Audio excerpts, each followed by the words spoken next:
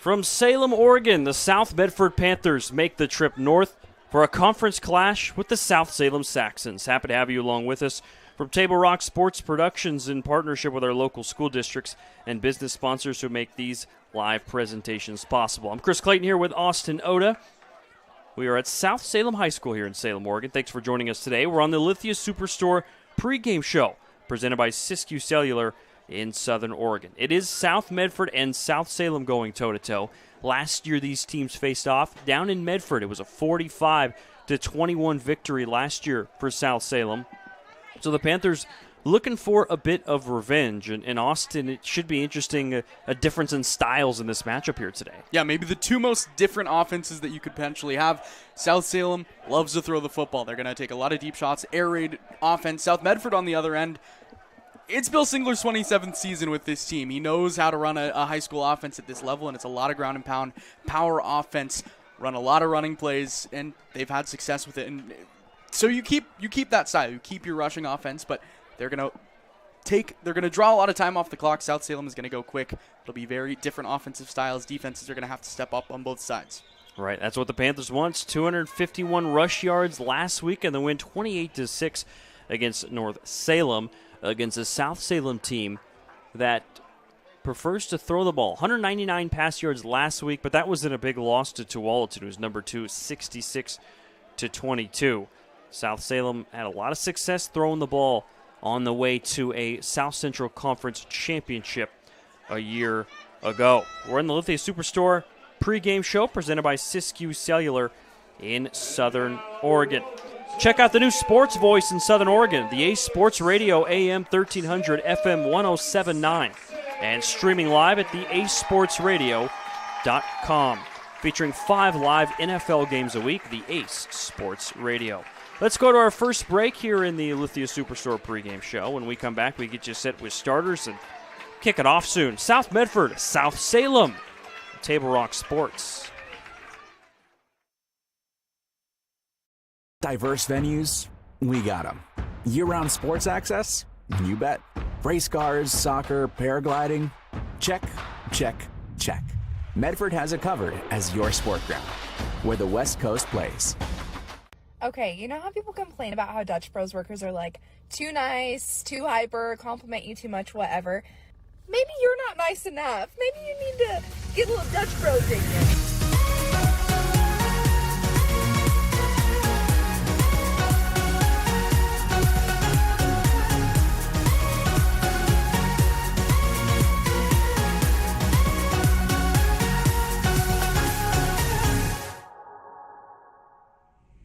Discover the West Coast destination for those seeking more.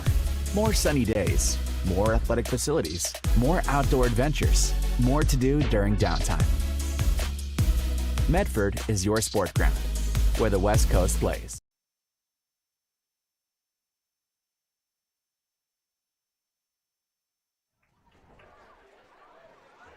Back on our Lithia Superstore pregame show presented by Siskiyou Cellular in Southern Oregon. Our executive producer is Joe Brett. Happy to have you along with us here at South Salem High School. Chris Clayton and Austin Oda with you at South Medford taking on South Salem, and we're getting close to kickoff now. As we take a look at the starters, we'll start with the offense of South Salem, which is a group that put up last year more than 45 points per game. That was second in 6A. Through a couple of games this year, the Saxons have not quite met that level, but they have a lot to replace, so certainly understandable. They're averaging 25 points per game. They had 28 points in a season opener at North Salem. They actually beat North Salem by an identical score that South Medford did. So if we look on paper, kind of the transitive property, who's better than who, they have a common opponent, and it was the same final score. So we didn't really learn too much from that. The South Salem team featuring a young quarterback. He's just a sophomore. It's Kellen Bowman. He's thrown for 448 yards through the first 2 weeks. Does have a couple of interceptions, and you might see another quarterback in Ben Hinnon, number 17, who's tossed a couple touchdowns this year. But Bowman's their starter. They like his potential and his arm strength to lead the offense. The running backs are Noah Scherer and Colby Rattle. The wide receiving core is a talented one. It's led by Romil Luster. Romil Luster, second-team all-conference selection a year ago. He leads the team with more than 200 receiving yards. Josh Feek, Parker Wellborn, And Jackson Buckingham rounding out the receivers for South Salem. On the offensive line, left to right, it's Cade Caldwell, Jaron Pierce, Jordan Lipson, Damon Bossy, and Austin Streety. That's the starting 5 on the offensive line for the Saxons of South Salem. Defensively, let's go through the starters for the Panthers defense. Jahni Ingram, the senior returning starter in the secondary. McConnell Brown, starting quarterback this year, a terrific linebacker. He's part of the starting front 7 defensively. Michael Duclos, another returning starter in the secondary. It's Kellen Lefebvre, the junior linebacker, stepping up this year. J.T. Dalton, a terrific linebacker, very active defensively this year for South Medford. Cameron Ragu, the all-conference defensive back a year ago. Bridger Foss, Jacob Dalton, Grady McQuillan, and Issa De La Torre rounding out the starting 11 for the South Medford Panthers defense. South Medford started the season with a 33-7 loss at Lake Oswego, bounced back with a 28-0 win at McNary in what was an awkward game that was called at halftime due to lightning, and then a 28-6 win last week. South Salem, they are coming off a tough result last Friday, 66-22 losers at the hands of number 2 Tualatin after beating North Salem 28-6 in the opener. That wraps up our Lithia Superstore pregame show presented by Siskiyou Cellular in Southern Oregon. Chris Clayton and Austin Oda here with you, and we're getting close to kickoff. You can see the sharp contrast of the uniforms here today. The red and the baby blue helmets, powder blue. What would you call that, Austin? Baby blue, powder blue. Nah, you were right. Second time, powder blue. Powder blue. Powder We're going to blue. go powder blue. Yeah. Official decision. Panthers with their black helmets, black pants, white tops, and a really cool field here at South Salem High School. We were talking about it as we were walking across the field, Austin. This is almost college level, a beautiful facility here. Press box as well. Press box is really nice. It is. And we're just about ready to kick it off. Full Sports Action is brought to you by our title sponsor, Lithia Jeep, Dodge Chrysler, where you can find great deals on the lot or at lithiasuperstore.com. From our presenting sponsor, Siskiyou Cellular of Southern Oregon, now with 9 locations nearby to serve you. Table Rock Sports is also excited to be partnering with Road Credit Union once again for the Touchdown Club. Road Credit Union donating $10 for every Panther touchdown scored this year. Proceeds go to the school's athletic departments. And here we go. Number 70 kicking it off deep. That's Nathan Segura Coley kicking it away. And the Panthers return. Some room and a nice return to the 30-yard line for South Medford senior Bridger Foss. And that's where the Panthers start the first drive of this football game.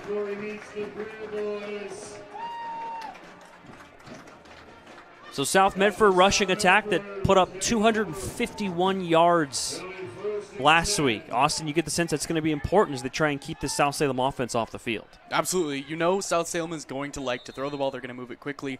But South Medford going to draw out the clock, going to run a lot of plays. They got a split back formation already. Their quarterback's not going to throw a ton, but they win football games.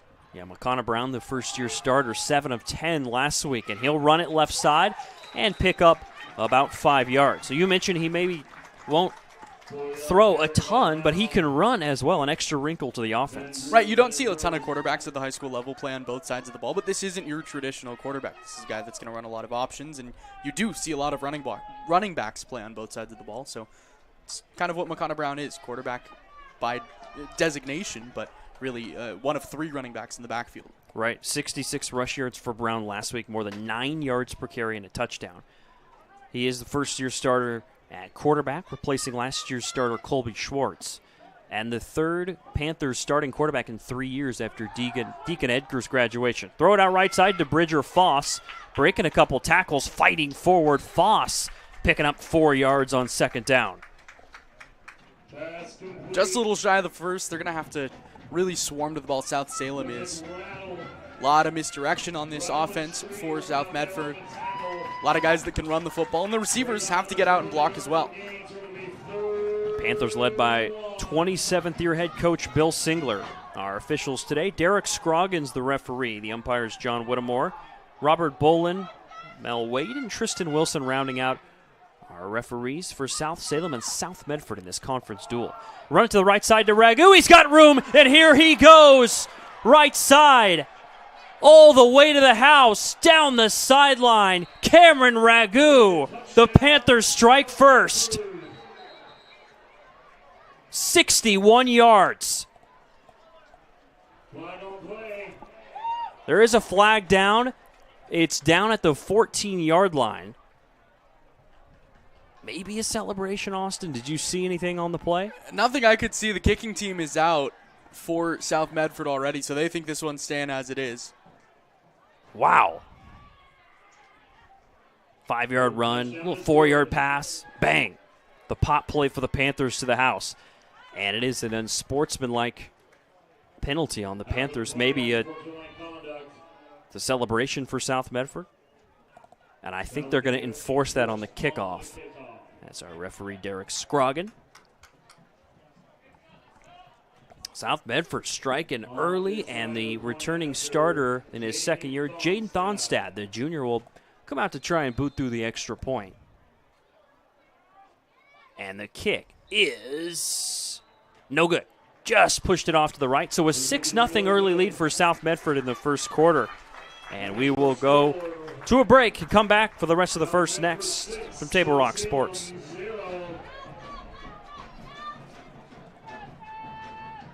Discover luxurious Karastan flooring at Lippert's Carpet One. The flooring you need to live beautifully.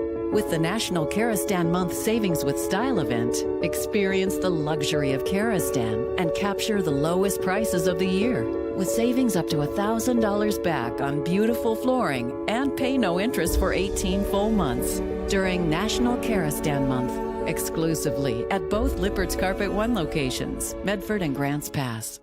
Hi, Rod here. Are you tired of sleeping on a hot, miserable mattress?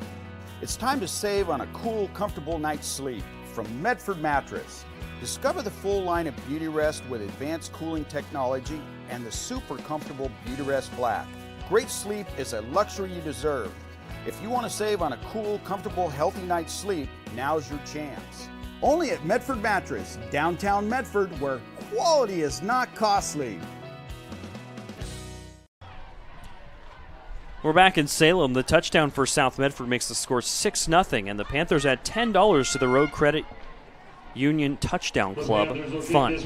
South Medford being pushed back. They'll have to kick it from their own 25-yard line because of an unsportsmanlike conduct penalty on maybe a sideline issue, or maybe somebody said something. I don't know. But on a 61-yard touchdown run for Cameron Ragu, Panthers assessed a personal foul afterwards. Yeah, didn't see anything on the play. Was too busy watching Cameron Ragu just sprinting Right. down the sideline. Got so much space.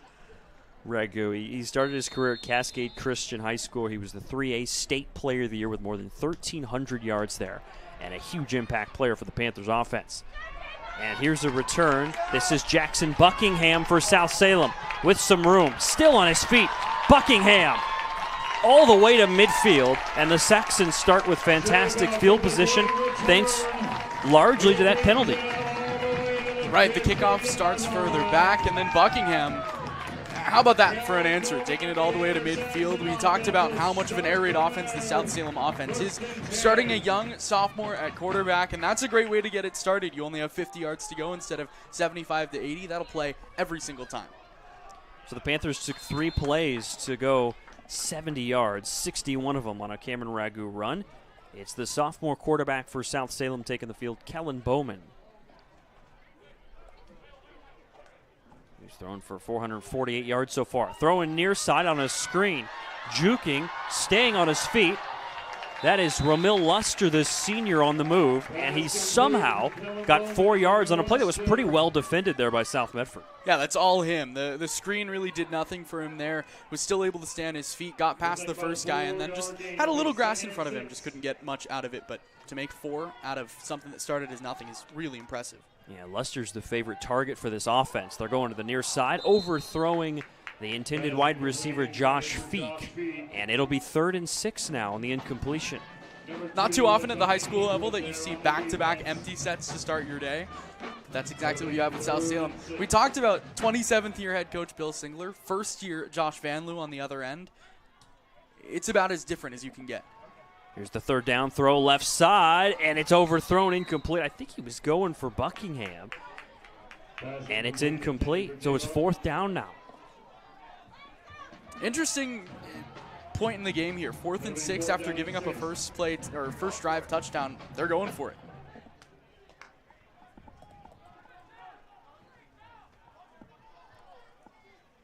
Five wide for the South Salem offense, led by first-year head coach Josh Van Loo. Previous 8 years, he's the offensive coordinator. Here's the 4th down throw. Near side, got it. First down for South Salem into the running back / receiver in this offense, and Noah Scherer. We mentioned off air before the game that they bring out 2 running backs, but really no one plays like a running back. This is the first time that they'll go in the shotgun. Quick hurry up. Yeah, they got 9 yards there, and they're going right back to it. This time to the ground to Scherer, and he's got a gain of 5 on that play as well. Was there a fumble on the play? No, he was down. Came extremely late, if anything. South Salem running hurry up. 5 wide again. Yeah, they're wasting no time trying to up the tempo. They do a quick little jet sweep onto Luster. He's got speed. He has first down yardage, and a flag came flying in from the near side official. Yeah, it looked like a hold by one of the receivers. In this offense, especially when you're getting Romil Luster out in space and trying to get him in screen plays, your receivers are going to really have to block on the outside, especially in those jet sweep plays. Looked like it was a hold there on one of the receivers. So a tough break for South Salem. They'll be pushed back to the 40-yard line to make it a 2nd and 13 instead of a first down on the play. The starting quarterback last year for South Salem was one of the best in the state. It was the conference offensive player of the year. Ethan Palmatier put up insane stats last year. Bowman stepping in. There's a whistle, and this play's blown dead. No flag. Maybe the officials weren't ready.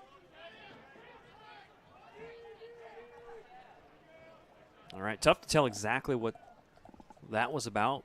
The clock is at 9:26 here in the first quarter. And here we go. South Salem will take the field again for their 2nd and 13. 3 wideouts to the left. Bowman's looking that way. He's got a pocket, throwing middle, knocked down, but a flag comes in. The intended receiver, Buckingham, and it was Michael Duclos in coverage, who I think is going to be tagged with pass interference. That looks like pretty good coverage, but I think Duclos got the right paw in a little too early. Knocked the ball out before the ball was there. I agree. I just feel like he was in perfect position and just a touch early. Tough break, but the right call. But now really it ends up being offsetting penalties. The hold on the outside on the screen to Luster, and then the defensive pass interference. South Salem basically at the same place that they think they should be. Right. So there's the 2nd penalty of this game. First against South. Actually, that's the 2nd. That's the 3rd penalty of this game. 2 personal fouls on the Panthers. Ball at the 25-yard line for South Salem. Handoff up the middle. Scherer looking for a hole. Patient, but he's knocked down. And that play was blown up early in the backfield by Jedi Robertson.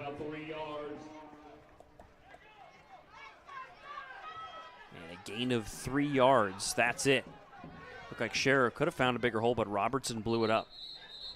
And now this play's blown dead. It looks like South Medford will take a timeout. They were having some substitution issues. So we'll take a timeout as well. 6-0 Panthers lead with 9:01 to go in the first quarter here in Salem on Table Rock Sports. At Rogue Credit Union, we don't answer to shareholders. Instead, we return earnings back to our members. We know that we're stronger when we work together, and that's why we're invested here, living, giving, and supporting local. We're your friends and your neighbors. We know the needs of our communities. Being a part of Rogue means that our focus is on our members, and when you prosper, we prosper. See the credit union difference and how being a part of something smaller can have a bigger impact. Hi guys, my name is Mason Mahaffey. I'm the Solar Pros Manager of Oregon, and I'm also a teacher and a coach here in the Rogue Valley. Have you looked into solar panels and it didn't make financial sense? I brought Solar Pros here to Oregon to make it more affordable for working class families to put solar on their home. Solar Pros is purposely beating our competitors' prices by thousands of dollars because we are that serious. Sorry, I have to cut into that ad, but South Salem's back on the field out of the timeout, ready to go. Kellen Bowman on 2nd and 7. He's trying to take off and run, and he's blown up down in the backfield. The Panthers converge. That's Robertson and Alec Diaz, a couple juniors taking down Bowman. And Bowman thought he had space up the middle, just nowhere to go. The two defensive tackles blow up that play immediately. Jedi Robertson, back-to-back plays that he's gotten into the backfield to make a stop. Yeah, he's making a big impact, the first-year starter on the D-line, and it's 3rd and 10, wasting no time. Bowman, he's got a pocket, plenty of time, throwing left, complete. First down for South Salem to Parker Wellborn at the 14-yard line. That's a great way to pick up some chunk yardage after a sack. The defense is sagging, especially the cornerbacks, and a good job by Bowman to notice that, find his man on the outside for a quick first down. Yeah, and the patience there from Bowman, just scanning the field, calm in the pocket, run play right side to Scherer, and down he goes in the backfield. That's a loss of 5 yards. Panthers want the ball, but he's down. The near official's right on it. He said, nope, he's down. It was close. Yeah. The second play on this drive already that really could have gone either way, and the Saxons are lucky. Yeah, we have video here, but no video review, obviously, in high school football, because that would have been a close one, I agree. Loss of 5, quick throw to the left to Luster, and he dropped it. It'll be 3rd and 15 now for South Salem. And the defense, as this drive has gone on for the Panthers, has just really been terrific. Yeah. Defensive line creating pressure, the secondary doing enough. And remember that the Saxons started this drive at midfield. So this South Medford defense has been stout, holding opponents to just 13 points per game this year through a couple games. Through 3 games, I should say. 3rd and long, Bowman looking left. He's trying to take off. Down he goes. Sacked again. And it's Diaz in the backfield. I thought Bowman had a pocket. Tried to take off. Down he goes. And that might be some of that inexperience. Just a sophomore. Has had a couple times on this drive, both sacks by the interior defensive line, that he's tried to escape really off left guard. Hasn't been able to do so either time. Grady McQuillan also in on that play. McQuillan leading the team in sacks and tackles for loss last year.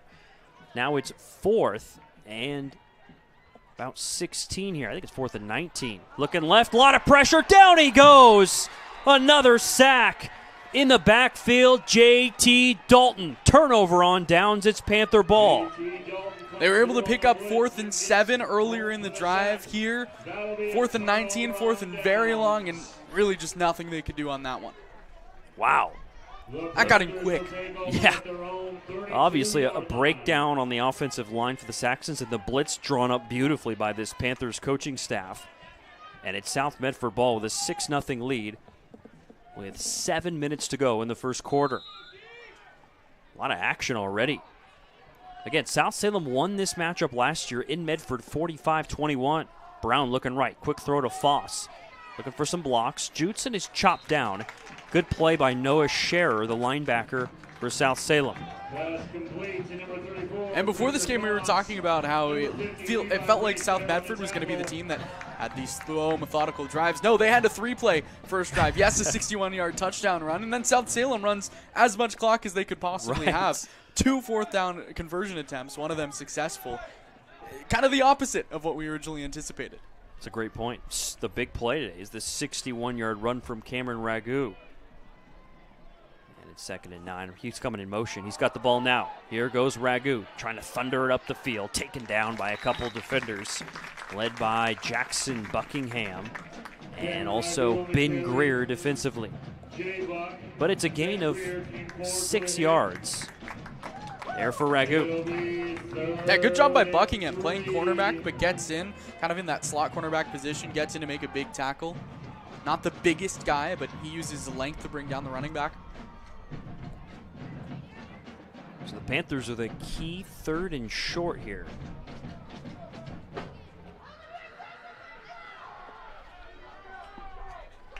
Third and just 3. They come out with McConnell Brown, the junior under center. The running back behind him is Bridger Foss. Fake it to him. Rolling right, Brown pressured, throws, complete. It's a first down to nearly midfield. Deshaun Jackson on the catch. What a play by Brown with pressure right in his face. Conference honorable mention tight end last year, now in his senior year, makes a huge play there. 3rd down and 2. Good job by Brown to get it out. Really had a man right in his face, waving him down, hand in his eyes. Still was able to find his tight end. Wow, needed 3, and the Panthers end up getting about 10 yards there. For Brown's 3rd completion. South Medford has come to play, coming off a 28-6 win last week over North Salem. So 1st and 10. Pitch it to Ragu near side. Trying to find a crease, and he's taken down right at the line of scrimmage. That play blown up by Buckingham and Greer. No gain. He ran into his own man. Bridger Foss was out there blocking. Runs into him. Flag on the field. Flag came in pretty late after the play. I think this is maybe something unsportsmanlike. Just based on the timing of it, I didn't see anything necessarily that happened. No, and that would make it 2 in this game already, just in the 1st quarter. Yeah. So the Panthers get an unsportsmanlike on their celebration of the Ragu touchdown. Now the Saxons get one on their celebration of a great defensive play. So the officials are kind of making a statement early, in what should be a feisty, fiery game. They're trying to quell any extracurriculars. That's one way to put it, I guess. Automatic 1st down for South. You got to think, for South Medford, it's a long drive, 4 or 5 hours in a bus. Yeah. Went to school earlier today. It's not easy, but they're up early. The defense has made a stop already. That's a great point. I mean, if anybody has an excuse to have a slow start, it'd be somebody like South Medford who took this long trip up to Salem, but not a 61-yard run. Right. Oh, I think this is looks like they're moving it back. Moving it I back? think neither side really knows what's going on. No, it's some confusion. So South Medford's just going to run to the sideline. Both teams are. We don't have media timeouts at this level, so I'm not sure what here we go. The ball's being marched forward now. And the officials have put the ball at the 38-yard line with both teams on their benches. So there's a timeout on the field. I don't know if one of the teams took a timeout. We didn't get the signal on that. And now they're bringing the coaches out. Oh. This could be something. This is interesting. Our just your umpire is average John flag. Whittemore, referee Derek Scroggin. This could be one of those situations where the refs say, hey, everybody clean it up. Trying to put a stamp on it before it gets out of hand.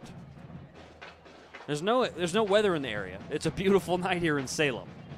Picturesque skies. I mean, it's Saxon-colored skies. That's a great point. The sky is Saxon colors right now. Yeah. So Mike Strickland's our camera operator. He had to put up with some lightning delays last week.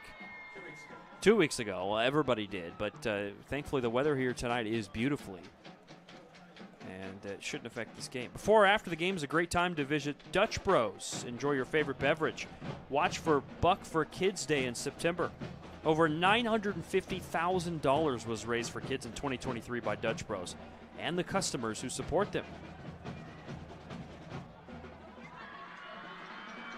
So both teams, the entire teams, are coming out onto the field. See a great shot of it there.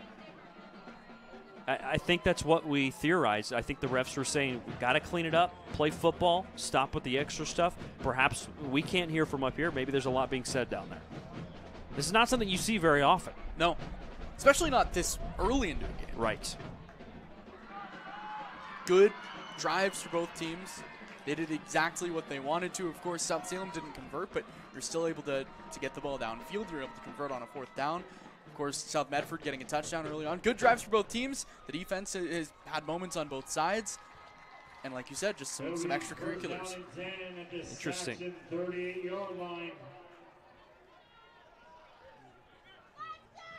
All right, out of that stoppage in the conversation, it was a unsportsmanlike penalty against South Salem that pushed the ball to the Saxons' 38-yard line. That's where South Medford has the ball. Coming out in the gun. Ragu's the running back to the right of Brown. He's got the ball. Here goes Ragu. Cutting towards the middle, spinning, and Cameron Ragu moves it to the 31-yard line. That's a 7-yard gain for the senior. And it's really nothing spectacular, no extreme play calls. It's just my running back is strong. Let me give it to him right up the gut. Goes off left tackle. Picks up 7 on first down. And that's one thing that is noticeable about Ragu. I've obviously called some South Medford games last year. Is he's put on some more size this year. He's got a combination of speed and strength now that's going to make him one of the elite running backs. And South Salem will see this season. He had 132 yards on 14 carries last week. In this game, he already has 74 yards on 4 carries. They go right back to him. Why not? The pile is there, though, and he's taken down by Scherer. Still got a positive gain of 2 yards, but well defended there by Noah Scherer. It's 3rd and 1. Yeah, really nice play. And the defensive line, the defensive front for South Salem has done a fine job. Before that unsportsmanlike penalty, whatever it was, they had just gotten a tackle for loss on 2nd and long. They have a chance to force a field goal attempt, to force a 4th down attempt here. Keep this a 1-score game. We're coming down to 3:20 to go in this first quarter. South Medford amassing 81 rush yards already, looking for more. They go to Foss, and he's taken down. He's chucked down in the backfield by Brady Greer, the all-conference senior linebacker, with a huge play, a loss of 3 yards. That is an unbelievable play. Just gets off the edge, rips off his blocker, and then rips his man down. It's a big 4th down chance now for South Medford. 4th and 4.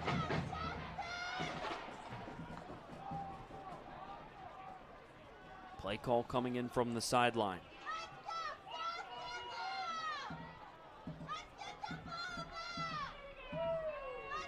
This feels like a situation that's probably a little far to run the football. You would think a passing situation, and there's a timeout. I think the play clock was running down. The Panthers elect to take a timeout. We'll take a quick timeout as well. Big 4th and 4 when we come back to Salem Table Rock Sports.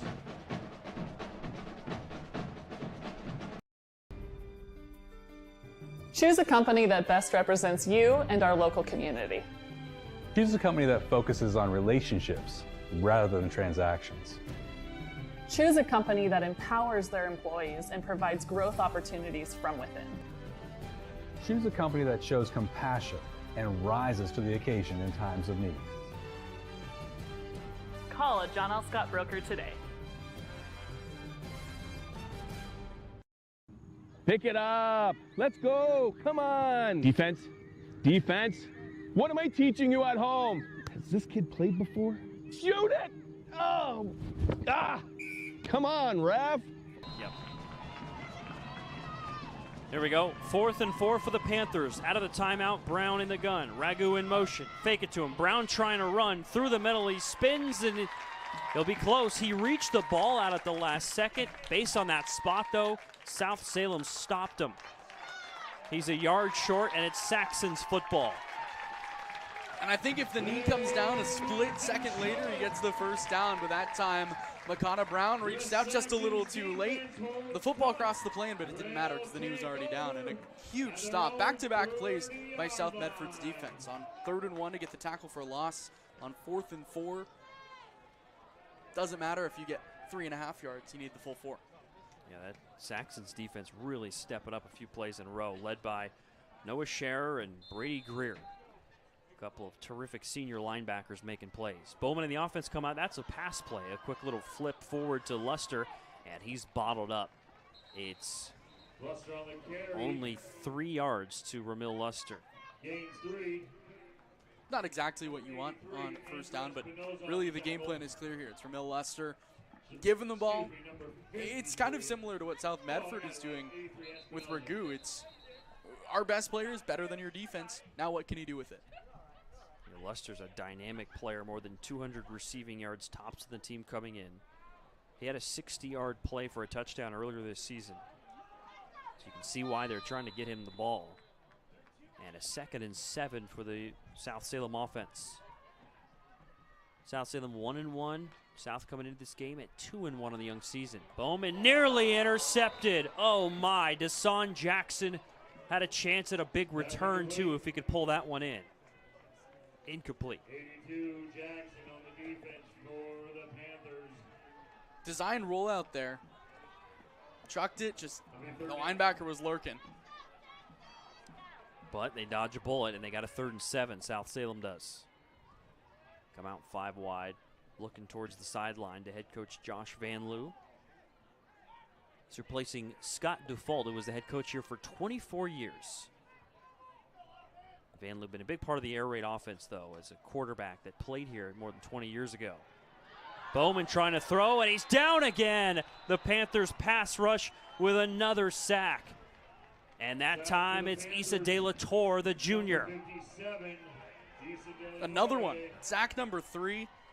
South Medford's defensive front has been unreal so far, especially on the interior. You think of it, should be a lot of edge rushers getting action, especially in the air raid, but it's been the interior that's been doing it, especially when Bowman has time in the pocket. Pocket collapses just a little bit. Bowman tries to go forward. There's just nothing there. 4th and long. South Salem has to punt. Ragu running under it. Uh-oh, he fumbled, and the Saxons have it. It's recovered by Noah Scherer, a gift for the Saxons across midfield.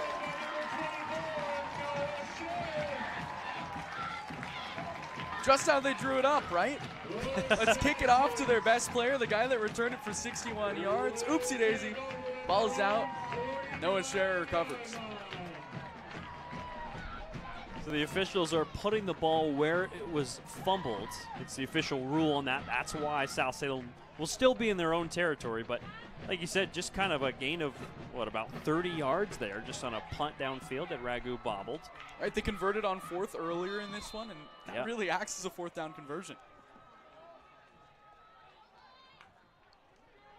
And they come out with a run play. Cutting, middle, Scherer, taken down by Robertson after a gain of 5 yards for Noah Scherer.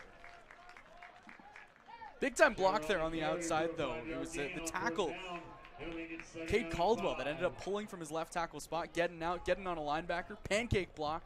Only a pickup of 5, but got to show the big guys some love. They haven't had a lot of success, that being South Salem running the ball today. It's just basically a run play left side to Luster. He's still going. Luster battling. He's got the first down. Romil Luster to nearly the 40-yard line, about 6 yards there. It was the same guy again, Cade Caldwell. That time running to his side, just pushes over a man and gets Luster close to the first, and then he does everything from there. Spins to where the first down marker was to pick it up. Do you think they flipped it to him there, or was that a handoff?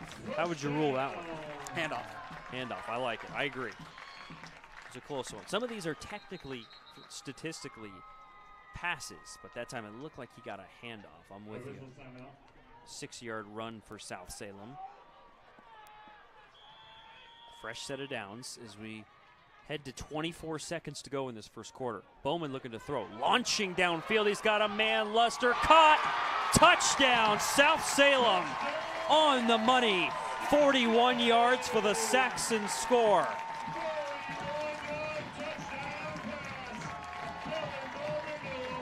Luster was pressed near side, and he just torched his man.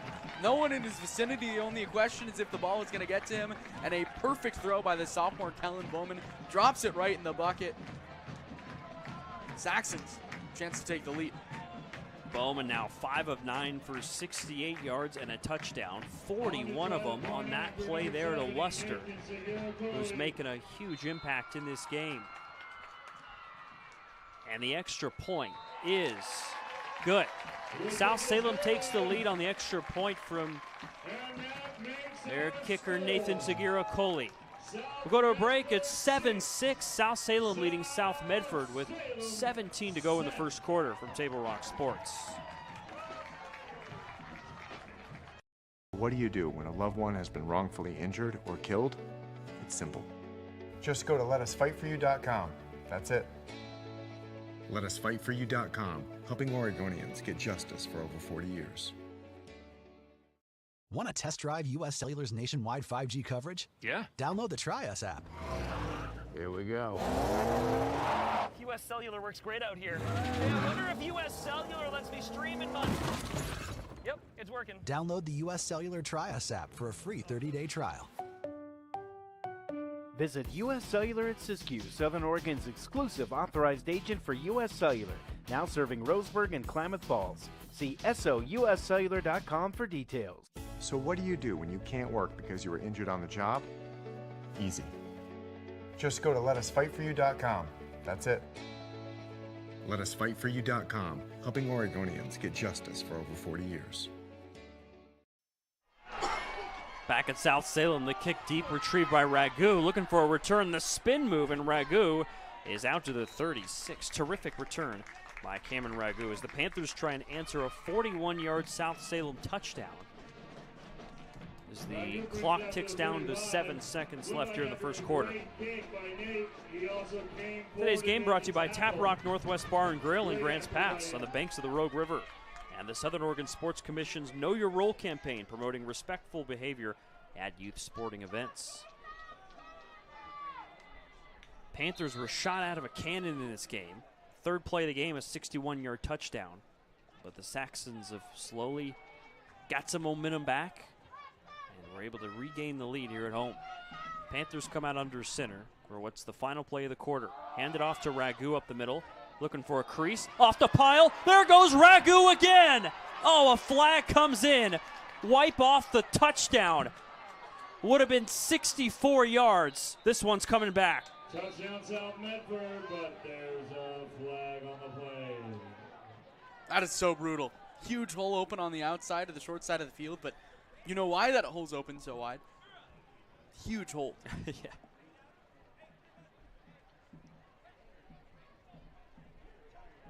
The Panthers commit the hold on the play. A tough break. South Medford offensive line able to carve out some room there. This is a group that has to replace 5 starters from last year's offensive line for South Medford. And they have been able to reload well, and that line's opening up holes this year. It's a testament to what Bill Singler and the Panthers coaching staff has built. But this time around, they commit the penalty, a tough break. Holding on the offense. Now, the hold must have happened downfield because they just put the ball right back where it started at the 36-yard line. Make it the 37. Well, first quarter time runs out. Unless, are they going to put time back on? The officials are not fazed by the the clock. The buzzer just sounded, and the teams are still on the field. Untimed down here.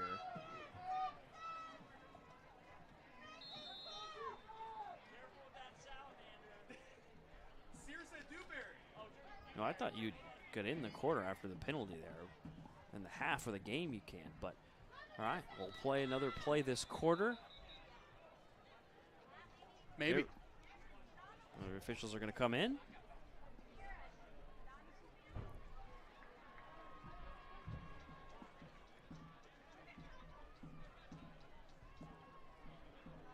A lot of action with the officials. Yes, they've had a busy quarter. Getting to know each other well. Yeah. An eventful first quarter.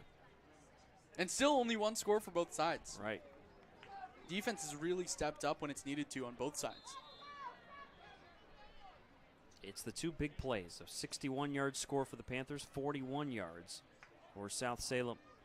And a misdirection play to Foss. He's going right. He twirls up to the 40. 4 yards for Bridger Foss. And now we finally get through the first quarter. Lippert's Carpet One, serving Southern Oregon families since 1957. Hardwood, waterproof plank, carpet, laminate and tile. Certified installers, flooring consultants, and design services. Lippert's Carpet One in Medford and Grants Pass. Back with the second quarter in Salem next from Table Rock Sports. For over 50 years, each day has started with a smile, a helping hand, and a promise to be there when you need us most. Delivering on that promise are our hard-working, dedicated employees. At Sherms, we're proud to be an essential part of our community and look forward to keeping our selection, quality, and value where our customers deserve for many years to come. Sherms Food for Less and Thunderbird Market. What is a getaway? Is it leaving the familiar behind? Or discovering a place that feeds your hunger? Where passion sings, food is a culture, and and every performance demands an encore. So let the journey be your destination. Then feast your eyes and nourish your soul in Southern Oregon. Your reservation starts when you travel Medford. Back at South Salem into the second quarter, as it's a 7-6 ball game. The Saxons of South Salem lead South Medford. The only difference here between these teams is the extra point. South Salem hit theirs, Panthers missed theirs. On 2nd and 6, reverse to Foss, and he's got room. Bridger Foss around the edge, across midfield. Foss will pick up 12 yards. On the creative play, they get South Medford a first down. So that is the third carry of the game now for Foss. He has a one catch in this game as well. His longest run of this game so far. Foss, a huge part of this South Medford offense. 2 rushing touchdowns last week. Second team all-conference running back last year. And the Panthers cross midfield.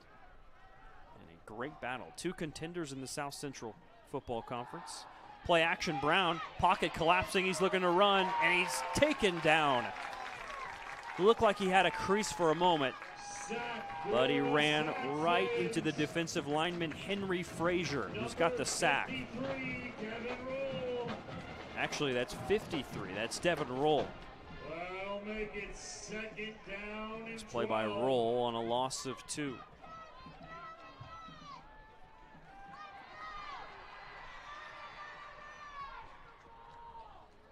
South Medford again.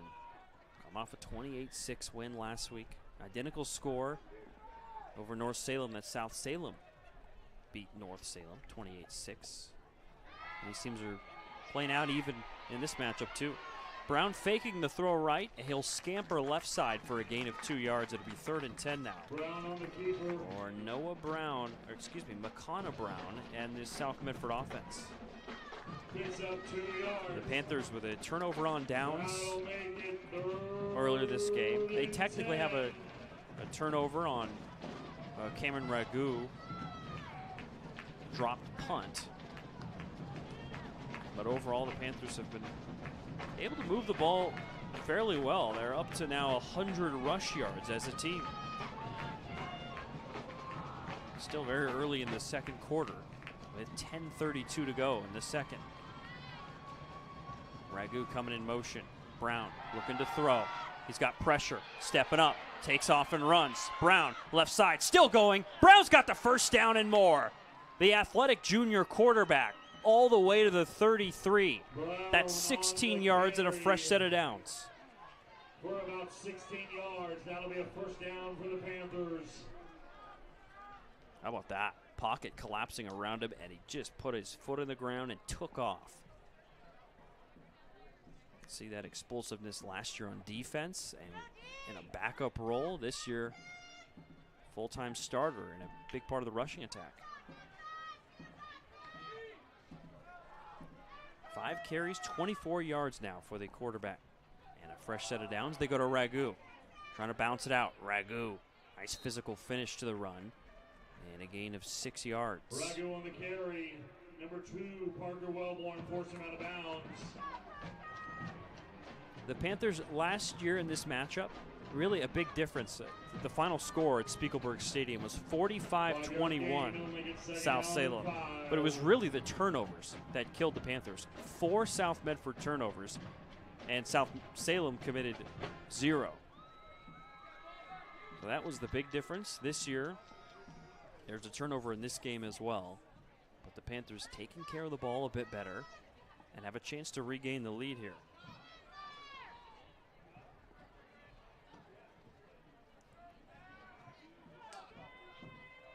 Foss coming in motion. Here's a toss play. Near side Ragu. Here he goes again.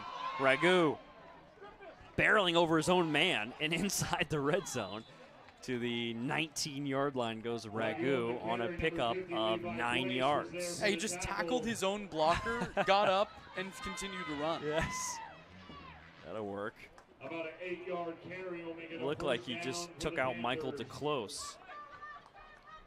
Ragu now 6 carries, 85 yards. And he had a 64-yard touchdown that was wiped off the board because of a holding.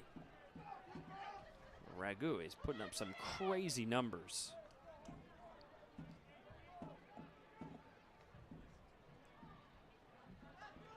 Potent South Medford rushing attack with this offensive line with 5 new starters, a 3-headed monster of Foss, Ragu, and Brown. In the red zone, first down. This time it's Brown's turn to run. Cuts it up. Brown still going. Taken down on a big hit at the 11. That's 8 yards for Brown. Brown, the keeper. Number 9, Sam Johnson. Number 4, Romano Lester. There on the tackle. And again, South Medford coming into this game with a 2-0 conference record. What a start this would be. If they could win here, start 3-0 in conference play, and win on the road at South Salem.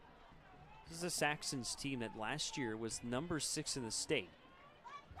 Heading into the playoffs. Lost in the first round to Tiger, but a very talented program. It would be a huge road victory for Bill Singler and the Panthers. Ragu in the left, trying to bounce it out, taken down in the backfield. That's a loss of 2 yards, and another timely stop for South Salem. Ben Greer on the play. And that's really what it's been. The first and second down defense really hasn't been great. Or the first down defense, I should say, really hasn't been great for the Saxons. But when they get it to second and short, third and short, they're able to get into the backfield and make big plays, especially when they try to push it to the perimeter. It's now to the 3rd and 5. Maybe even close to 6 yards here for South Medford at the Saxons' 15-yard line. 7:14 to go in the second quarter. Brown rolling right, looking to throw. Tosses, completes it, close to the 10. It'll be really dependent on the spot here, as Ajani Ingram was on the receiving end there. He's spotted at the 11, so he's only able to get 4. He needed 6. Yeah, but this is absolutely go for it territory if you're the Panthers. And actually, I take it back. Send it down the field goal unit. Here we go. Jaden Thonstad and the field goal crew coming out, trying to give the Panthers the lead. Looks like the field goal the holder on number 39. is Tanner Scheid. Jaden Thonstad in to try to kick. From the right hash. This is a 28-yard field goal. And the kick is perfect. Some power on that, too. It would have been good from about 40, if not more. Big time kick from Thonstad. He bangs in the 28-yarder, and the Panthers take a 9-7 lead. South Salem ball when we come back after this from Table Rock Sports.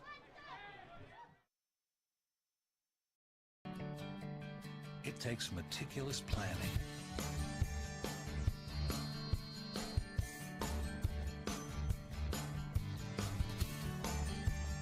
continuous monitoring, and forward thinking to deliver the perfect 3-egg omelet.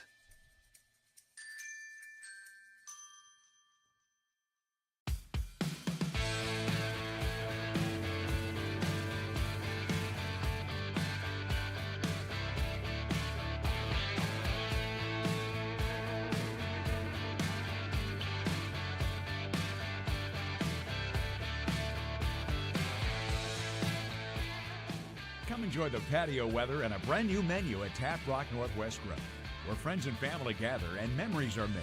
Come visit us today or visit our website. 9-7 South Medford leading South Salem, and they kick it deep after the Jaden Thonstad field goal, put the Panthers up.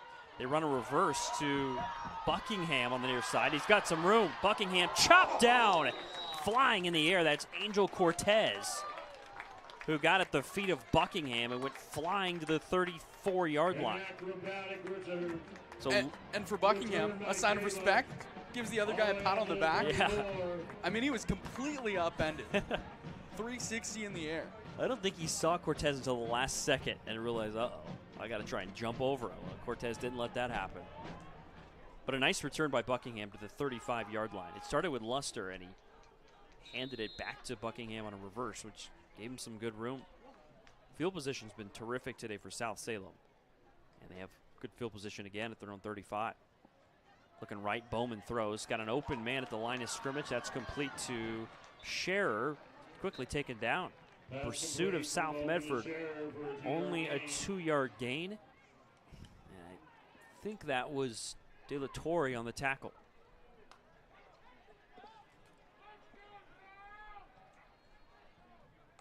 Bowman now 6 of 10 through the air for 70 yards and a touchdown. Make it 7 of 11 as he's got another completion.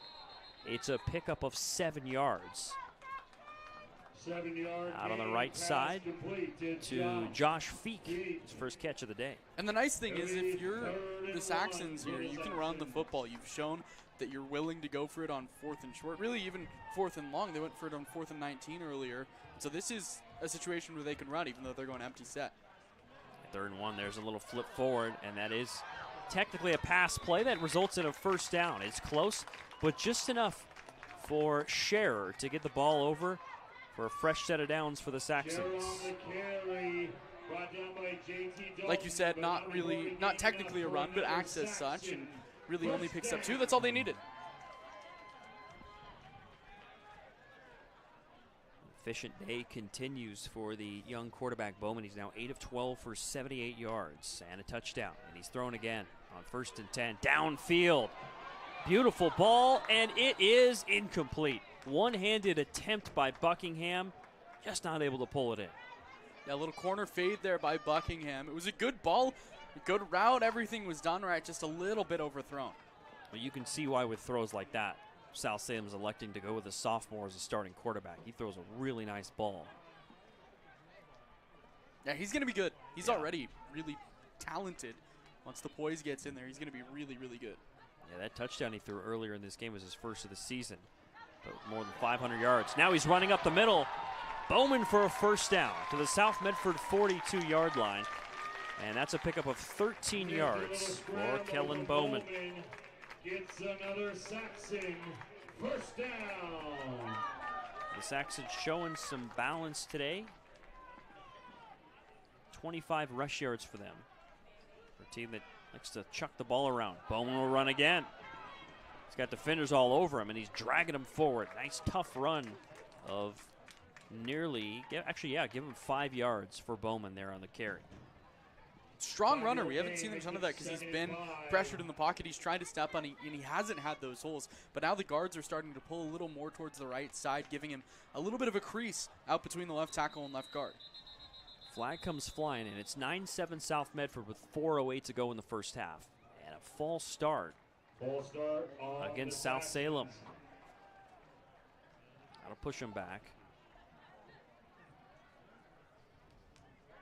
Ball pushed all the way to the 43-yard line. So it's 2nd and 11 now.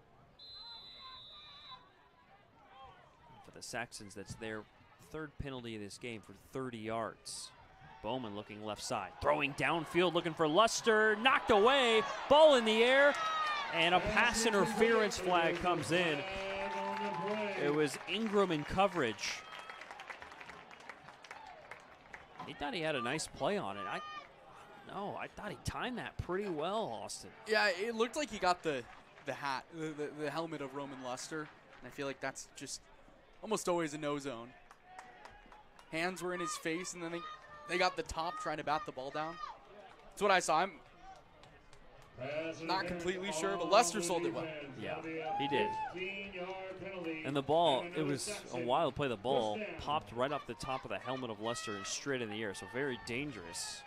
It hit the turf, but the flag anyway. And another personal foul against the Panthers. It's the 3rd. 45 penalty yards for South Medford here in the first half.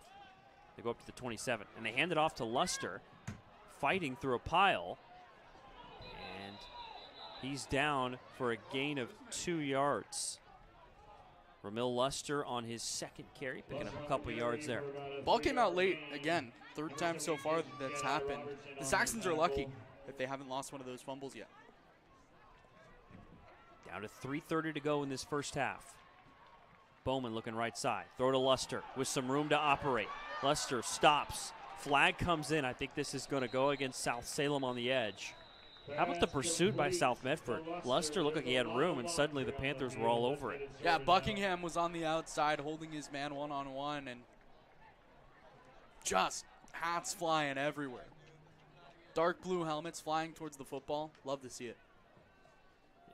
Penalty-ridden first half. It continues. Discussion with our officials here.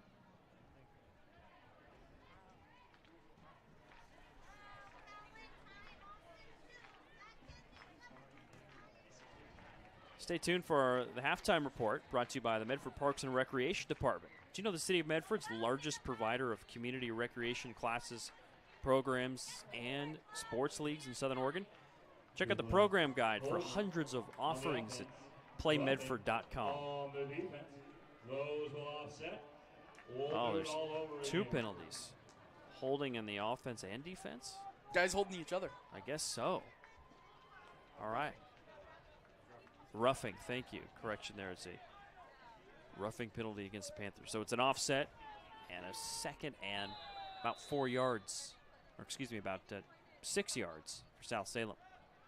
Throwing left, Bowman to the sideline. Nice catch inside the 10-yard line. And it's to Sam Johnson for his first catch of the day. Actually, first catch of the season for Johnson. Sophomore to sophomore, future's bright. Quick out from Johnson. Beautiful ball. And quickly running left side, South Salem is in for the touchdown. Kellen Bowman rumbling in for his second score, first on the ground. And South Salem takes a 13-9 lead late in the second quarter. And that was the drive of Kellen Bowman. Gets two big rushing gains with his legs early in the drive. Throws a nice deep ball that garners PI, then throws a quick out to his fellow sophomore, and then runs it in from 9 on read option. Really, really nicely done.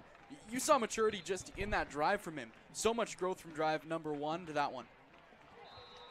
And the extra point is good.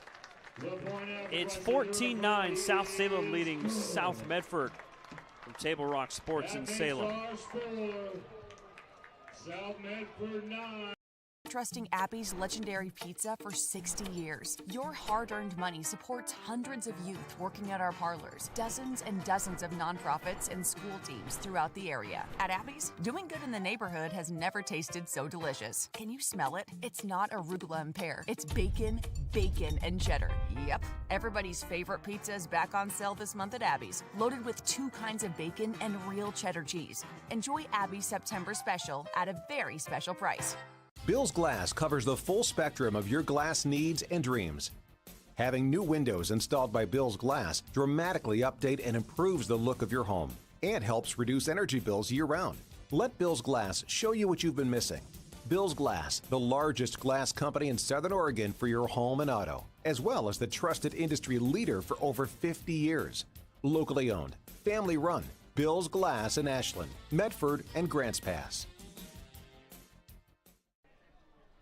Back at South Salem in a 14-9 game, the Saxons lead the Panthers. On the return, here goes Ragu, trying to find room. Nice return all the way up to the 40-yard line. That's not Ragu, that is Kellen Lefebvre, the junior. A lot of big-bodied runners, though, on this Panthers team. Yeah, he's able to rumble forward there. Typically, on first contact, it's tough to bring down these South Medford ball carriers. Great field position for the Panthers. And they've got 3 minutes to operate here late in the second quarter. South Medford has put up 131 rush yards in this game. Looking for more. Ragu, left side. Battling through arm tackles. Ragu stumbling, spinning, and he's got 4 yards on the play. And you hear there's a woman in front of us saying, you know they're going to run it. You do know they're going to run it, but that right there is the reason why you can't just count on that every time, because they have Ragu, who is so strong. If it was that easy, this game would be scoreless right now. 8 carries, 87 yards for Ragu. And a 2nd and 6. Panthers being patient. The clock's bleeding down to 2:22. Here's play action. Brown rolling. stops, guns it, downfield into coverage, incomplete, and here comes a flag. A wide receiver, Michael Duclos. Josh Feek was in coverage. Looked like Duclos almost held Feek, not the other way around. Yep. He had 2 hands on the pads. I'm with you. I thought that pass interference called against Josh Feek. And a riotous South Salem group of fans here are not happy. Well, Feek had his back to the ball the entire time, and it almost looked like Duclos spun him around to try to get position on that one. PI. And the Panthers have been tagged with 3 personal fouls. There are a lot of penalties. 45 penalty yards for South Medford. And 45 for South Salem as well. Panthers get a 1st and 10 at the Saxons 41. 2:15 to go here in this first half. Fake to Ragu. Brown looking to run. Down he goes. Diving forward for about 4 yards there from McConnor Brown. Brown on the carry, the usual suspects, Scherer and Greer there on the tackle. And it's 2nd and 6.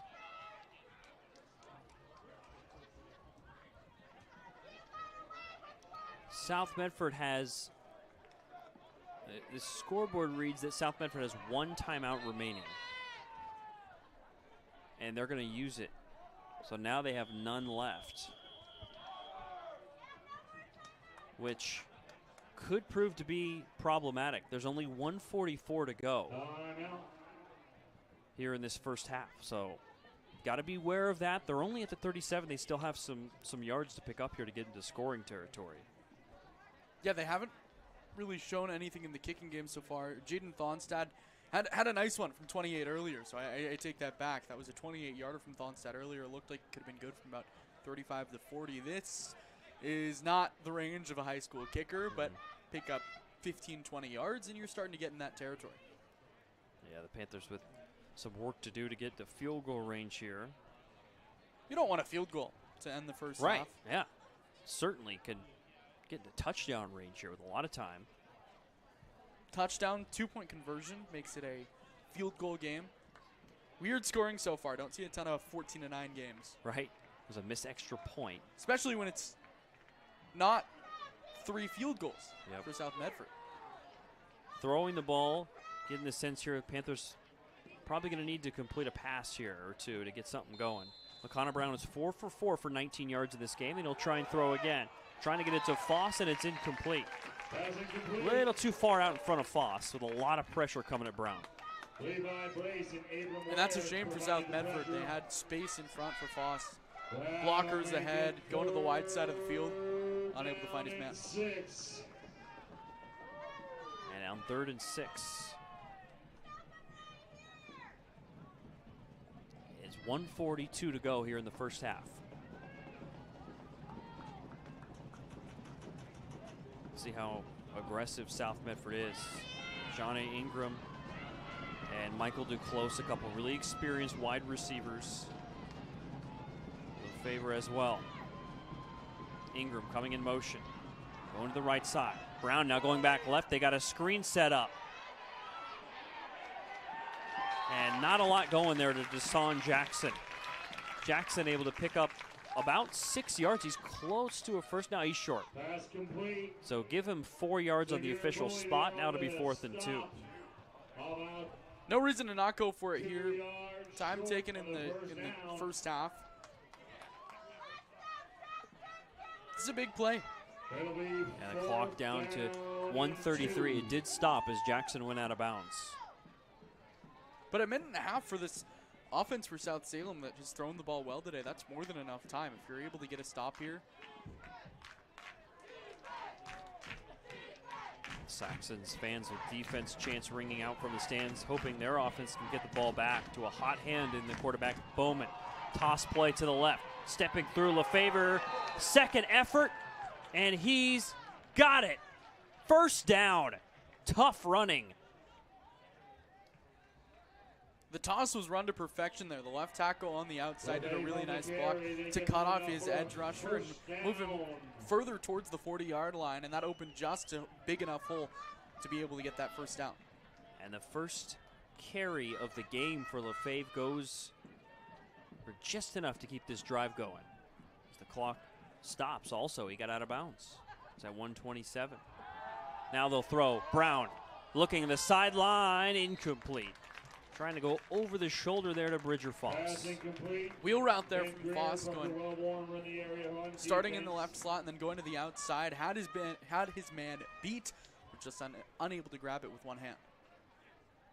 Just a touch overthrown from a guy that doesn't throw the football a ton. For over 50 years, Bill's Glass has been the industry leader in clear choice in Southern Oregon. Whether it's auto or residential glass, Bill's Glass covers the complete spectrum from your vehicle to any room in the house. And on 2nd and 10, Ragu in motion. Brown will run. Trying to cut back. South Salem's all over it. He actually was able to kind of get forward there for about 5 yards. Yeah, strong running by Brown. Take 3rd and 4, 3rd and 5, 3rd and 6, whatever it is, more than 3rd and 10.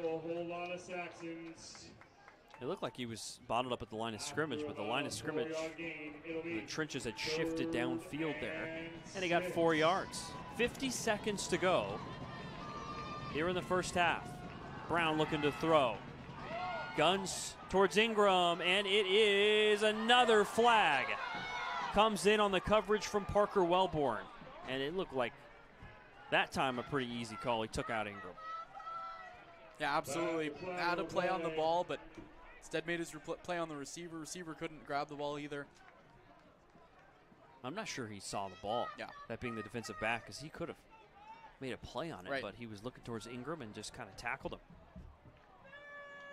Pass interference on the defense. And this is a big one.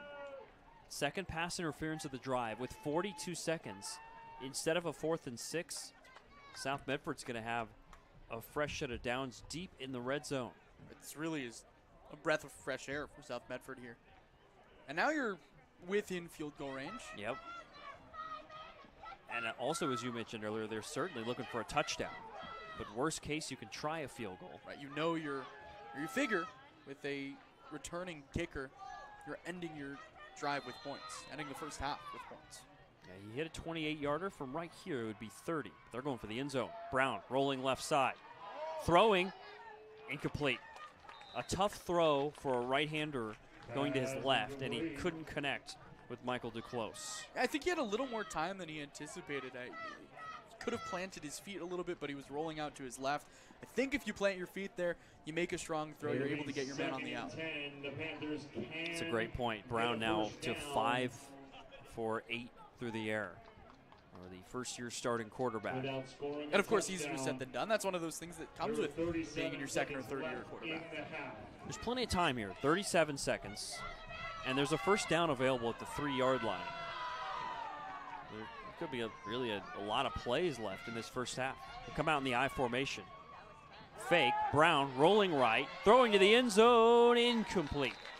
Trying to toss it to Deshaun Jackson, one of his favorite targets. Incomplete. Before the game, when we were walking up here, we were talking about how there's just a steep decline. Yes. And we just saw one of the Panthers have to go down and get the ball from down there. He just disappeared. Yeah. It's almost like a cliff. It's a sheer shelf at the end to the right here. So if there's a long overthrown ball, you could see a player just kind of disappear down the hill, and That's hopefully what happened to Deshaun Jackson. Right. And hopefully don't collide with the fence. 32 seconds on 3rd down. Brown faking, trying to run. Down he goes. There's no timeouts. It's a nice gain. The Panthers will have to run their kicking unit out unless they go for the end zone. Here comes the field goal unit. 16 seconds and counting. Jaden Thonstad in the kicking group. 8 seconds. Down to 5, 4, 3. Here's the kick from Thonstad. He has got it. Nice execution by the Panthers. They wanted the touchdown, but they do get a field goal and reason to celebrate. It's now a 14-12 game. That was really impressive. The scramble, get on the field on time, snap, spot, hold, kick, perfect. The field goal would have been good from 10 to 15 more yards as well. That was impressive. End of the first half execution and a really close first half in general. Some adrenaline there for Jaden Thonstad as he comes on and bangs in a 24-yard field goal. So Thonstad missed an extra point in that first half, but he's hit a couple field goals, and it's anybody's game here in Salem. Let's head to a break. When we come back, we go to the halftime show, as our halftime show here on Table Rock Sports is brought to you by Medford Parks and Rec Department. Back with halftime next on Table Rock Sports. All right, let's go, guys. 15 minutes. Get your stuff. Bye, Mom. Have a good day, guys. I don't know what happened. Just next time, go a little slower and figure it out. Okay, I get it. What you're going to do is you're going to take the line. Life is busy. Juggling everything can be overwhelming. We've all been there. So consumed with our own lives that we sometimes forget about what someone else might be going through. Ref, come on! No, ref! There's no contact! I'm straight up! That is a terrible So goal. keep it in perspective, because we're all hoping for the same thing, to be respected for who we are and what we do. Remember, no ref, no game. You can be a parent, athlete, coach, or an official, but you can only be one. Know your.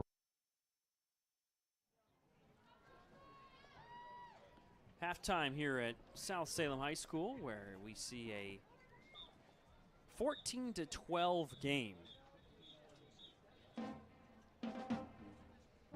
It's been a good one. As we start off our halftime show, brought to you by Medford Parks and Rec. Medford Parks and Recreation, they have plenty of opportunities available. Recreation classes, programs, and sports leagues. Rogue X is now open. It's an awesome aquatic and event center. Indoor swimming pools, water slides. They've got basketball, volleyball leagues, and tournaments. You can go to playmedford.com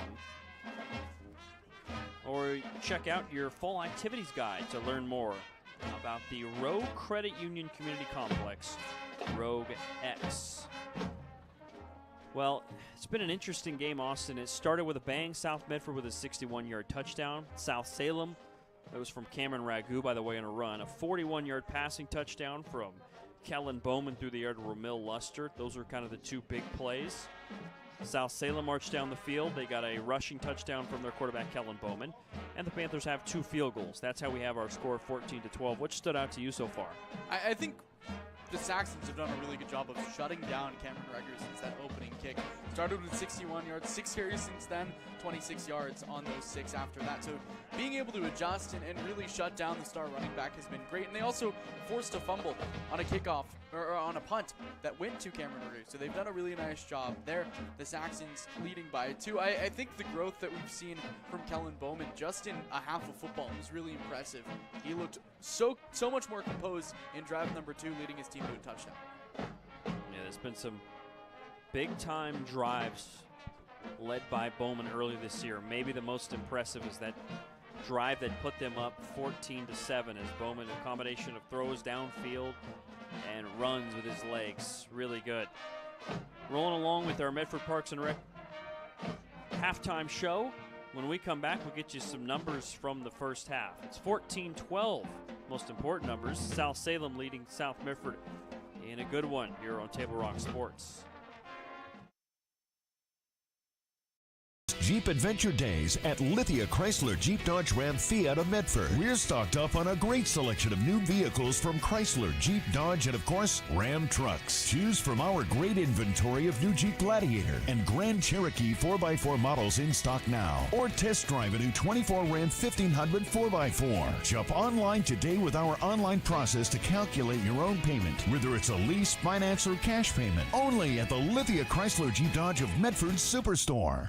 I ride my bike and sometimes the bus, sometimes both at the same time. I do have a car, but right now it's just too expensive to pay for insurance and gas. I love my job. At Ashland Food Co-op, they're a partner with RVTD's Employer Pass program. It makes it super easy for me to get to work and save a ton of money. It's way cheaper to be able to pay $10 a month, and now I can go anywhere in the valley. Pretty much unlimited rides. It's more than just a bus ride. RVTD is moving our community forward. Back in Salem, it's 14-12, South Salem leading South Medford. Remember, last year's matchup was a one-sided final score. South Salem was able to beat South Medford 45-21.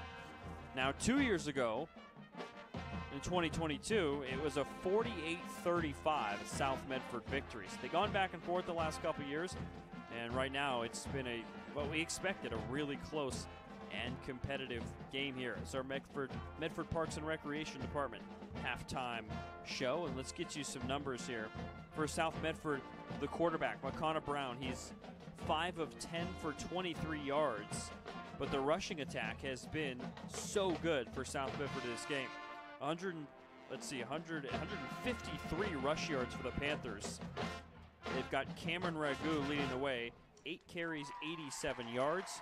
He had 61 of those on one play, but an effective half for him overall. McConnell Brown, the quarterback, 9 carries, 48 yards. Bridger Foss with a couple carries for 16 yards, and a crucial 2-yard run from Kellen Lefebvre, the junior. That's the running numbers for South Medford. The Panthers with a turnover on a fumble, kickoff, a punt that was bobbled and dropped by Cameron Ragu. Turnover on downs, 1 apiece for these two teams. 45 yards of penalty yardage for the Panthers, and 55 penalty yards for South Salem, and a penalty-ridden first half. Kellen Bowman, the sophomore quarterback for South Salem, is having a strong game so far. He is so far 9 of 14 through the air for 98 yards and a touchdown.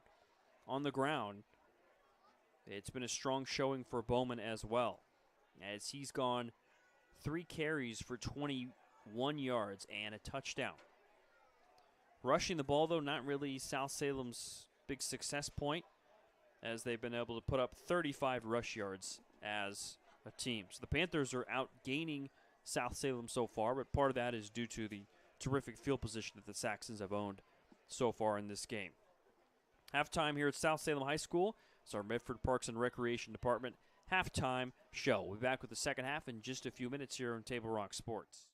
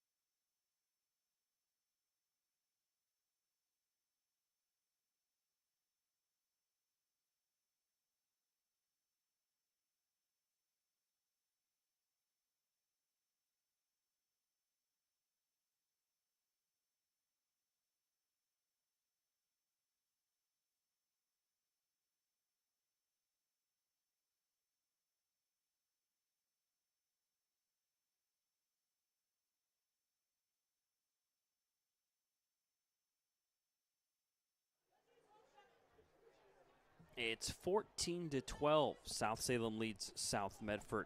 Panthers able to run for 135 yards in that first half. South Salem throwing for 98 yards, putting up their points. The Panthers have hit a couple field goals from Jaden Thonstad and scored a touchdown on a 61-yarder from Cameron Ragu. Just wrapping up our halftime show, Medford Parks and Recreation Department helps sponsor our fall sports coverage. Swim lessons, basketball and volleyball leagues, a splash pad, water slides are all open now at Rogue X, located at the Howard Memorial Sports Park. Reserve birthday rooms and packages with sports and splash. And this has been the Medford Parks and Recreation halftime show. You can visit them online at playmedford.com. Back with the second half after this from Salem. Discover luxurious Karastan flooring at Lippert's Carpet One. The flooring you need to live beautifully. With the National Karastan Month Savings with Style event, experience the luxury of Karastan and capture the lowest prices of the year. With savings up to $1,000 back on beautiful flooring and pay no interest for 18 full months during National Karastan Month, exclusively at both Lippert's Carpet One locations, Medford and Grants Pass. Hi, Rod here. Are you tired of sleeping on a hot, miserable mattress? It's time to save on a cool, comfortable night's sleep from Medford Mattress.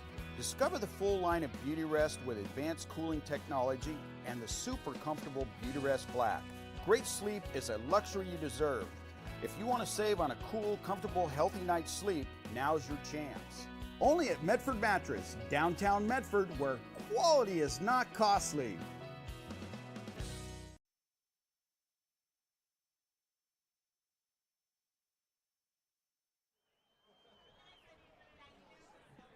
Teams are retaking the field here at South Salem High School. Just coming out of the half. They'll put a few minutes back on for these teams to warm up and get ready to go as we see a 14-12 game so far. Rogue Credit Union's proud to partner with Table Rock Sports of the Medford School District on the Touchdown Club again this fall, supporting communities, schools, and the tools to meet your financial needs. Rogue Credit Union.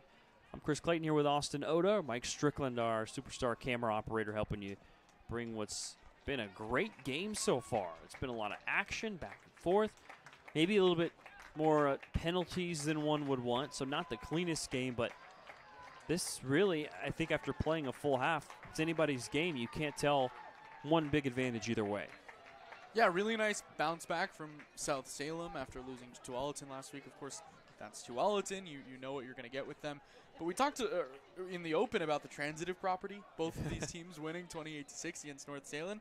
And of course, it's a 2-point game at the half, and that's right. Exactly kind of what we're seeing play out. Yeah, it's been exactly what we would have hoped for. And it's been what we talked about. South Salem, with their air raid, they like to chuck the ball around. They've thrown it well for 98 yards. The Panthers have had so much success with that rushing attack, and they've run for 135 yards. And that's why we come out of that with essentially a tie game here in what should be a fun one.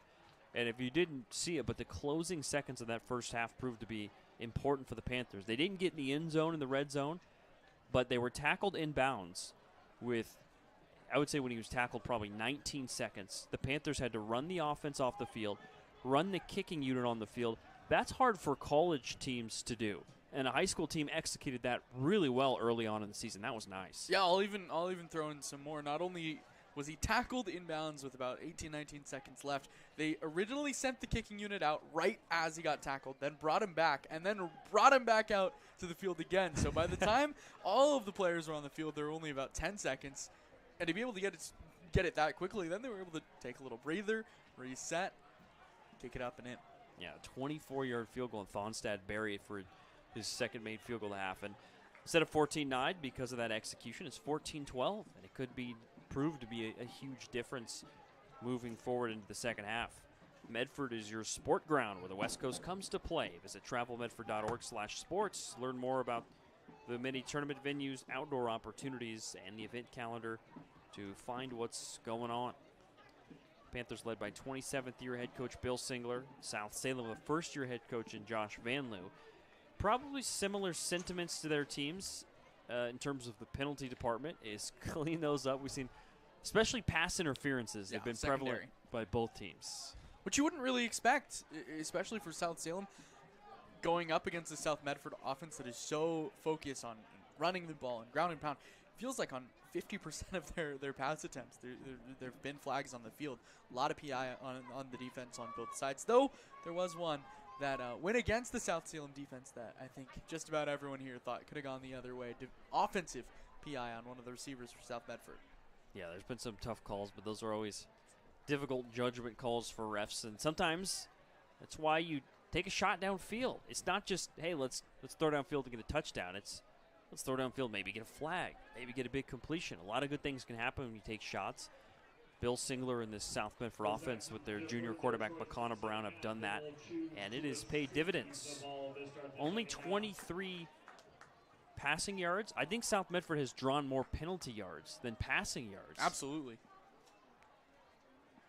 A lot of short completions for South Medford so far.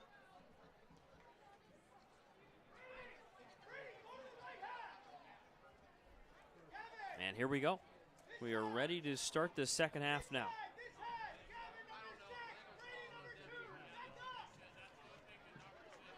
Happy to have you along with us. Chris Clayton and Austin Oda with you. Mike Strickland, our camera operator. And here we go.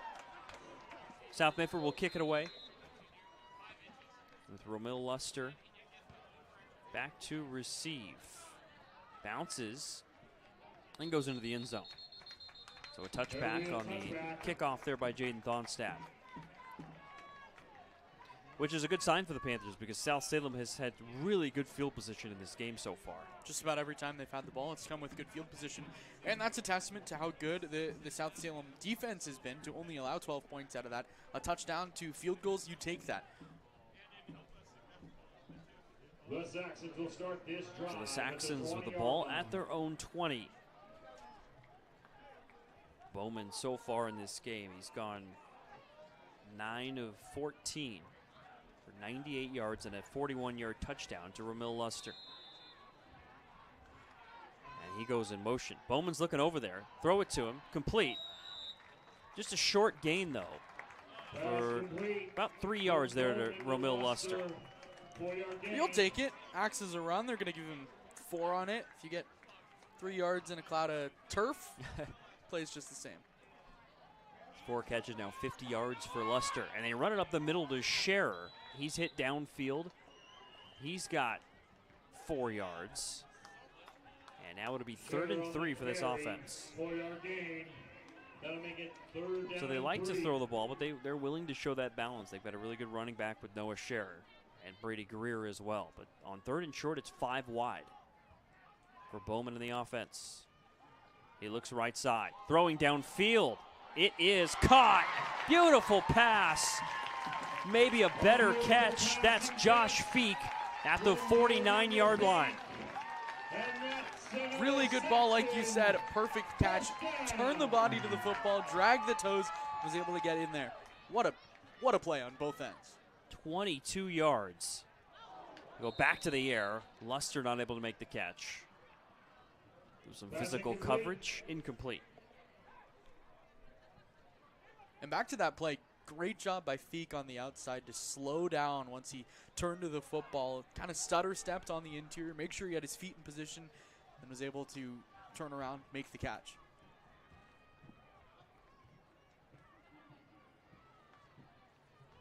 Fake run. Looking left, Bowman. Throwing. And his receiver stumbled and fell. Trying to hit Parker Wellborn. Now to be 3rd and 10. Hit both of the hands of Parker Wellborn, but like you said, he tripped and fell. It looked like he almost tripped over himself there on the outside. It was wide open in the flat for a first down, was unable to make the catch. Cayman Ragu was in coverage, and it looked like he was in position, but Bowman put a really beautiful ball right over him. And Wellborn lost his footing. Here's the 3rd and 10. Looking downfield for Luster. One-on-one. Batted down. Nice play by Ingram. Pass incomplete.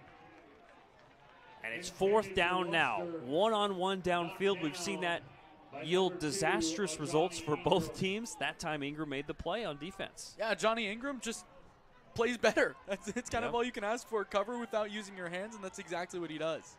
Panthers got to reset. South Salem almost got him sleeping a little bit. Maybe assuming a punt, and South Salem could go for it. They will. 4th and 10. Batted back. That's Robertson again. Jedi Robertson swatting the ball away, and another turnover on downs by the Panthers defense. 2 sacks in quarter number 1, goes quiet in quarter number 2. Talk about return of the Jedi. Quarter number 3, batting down the pass, getting in there, getting that paw up. What a play. Nice. I'm sure he's never heard that one before. Never heard any Star Wars jokes his whole life. 1st and 10 for the Panthers right across midfield. Huge play, and South Medford down a couple points a minute into the 3rd quarter with a huge chance. Reverse. Here goes Ingram. He's got blockers in front. John Ingram inside the 30. That's 21 yards on the reverse. And keeping up with him the whole way, Jesus Flores wasn't one of the starters, but gets out from that left guard position on the reverse. He has his play the entire time, gets his block downfield, and a good job by Ingram to follow it the whole way. I've been trying to get the ball to Ingram downfield on a few of these passes. Haven't been able to find him yet. That's a nice creative way to get your playmaker involved. Officials timeout. And the Panthers move inside the 30. Officials timeout here. I think they're making sure the chain gang had enough time to get reset. Here we go. Chain got tangled up a little bit up there. Looks like the sticks got tangled. Panthers come out under center in the I formation. Ragu's the running back. Bridger Foss is the fullback.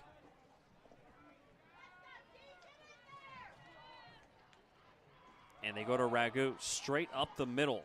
Chopped down at the 25. That's 3 yards for Cameron Ragu. And we talked about this a little bit in the halftime show. The job that South Salem has been able to do calming down Ragu as the game has gone on. Now, after that first run, 7 carries for 29 yards. You will take that yards per carry every day for South Salem. And that one big play helping him on paper have 10 yards per carry, but to your point, 61 of them on one big pop of the 3rd play of the game. 10-10 to go in the first half. It's 14-12 South Salem. Panthers are on the move on a 2nd and 7. They go back to Ragu. It's a nice kick-out block. Trying to fight through. Nice tackle. A short gain for Ragu. Nothing more. That was Buckingham on the tackle. It's about a 4-yard gain there. Nothing more. And that's what he's been doing ever since that first run. 4 and some change. It's a big play. 3rd and 4. We've seen the kicker for South Medford have some range. Some kicks that have gone over the netting, past the field goal posts. This would be a long one from here. Yeah, Thonstad with makes of 28 and 24 yards in this game. This would be 39 from right here. Run up the middle to Foss, hit. He's still on his feet. Able to bounce off Greer, and I think he might have the first. How about the tough running of Bridger Foss on the dive up the middle? Based on the official, that looks like a first down to me. Oh, well, that's why I'm not a ref. Must have been my angle or my eyesight. He's short. I saw short. Yeah, okay. That's my eyesight. All right. But they're going to go for it, and why not? 4th and a half yard. Quarterback sneak. Brown. He's definitely got it. No question about it. Actually got about a 3-yard gain there on the quarterback sneak. Yeah, that was impressive. Smart move to snap it quick and waste no time there by South Medford. You know exactly how much you need on that 4th and short. Get it right there. And now you're pretty comfortably in field goal range. Yes, we've only seen 28 and 24 from Thonstad, but we've seen the distance and the velocity on both those kicks. We know we could probably make it from this range. From the eye, here goes Ragu. Driving the legs. The power from the senior. A tough 7-yard run there by Ragu. Ragu on the carry. Well, the Panthers have stalled out twice in the red zone. So we're talking field goal, which is good. It would give the Panthers the lead, but you know they want to find the end zone now. Definitely. For morale, if anything, if not anything else, you get a touchdown here, and of course you take the lead. A field goal does the same, but a touchdown makes you feel like you can really cap off that drive, something they haven't been able to do since that 61-yard touchdown run.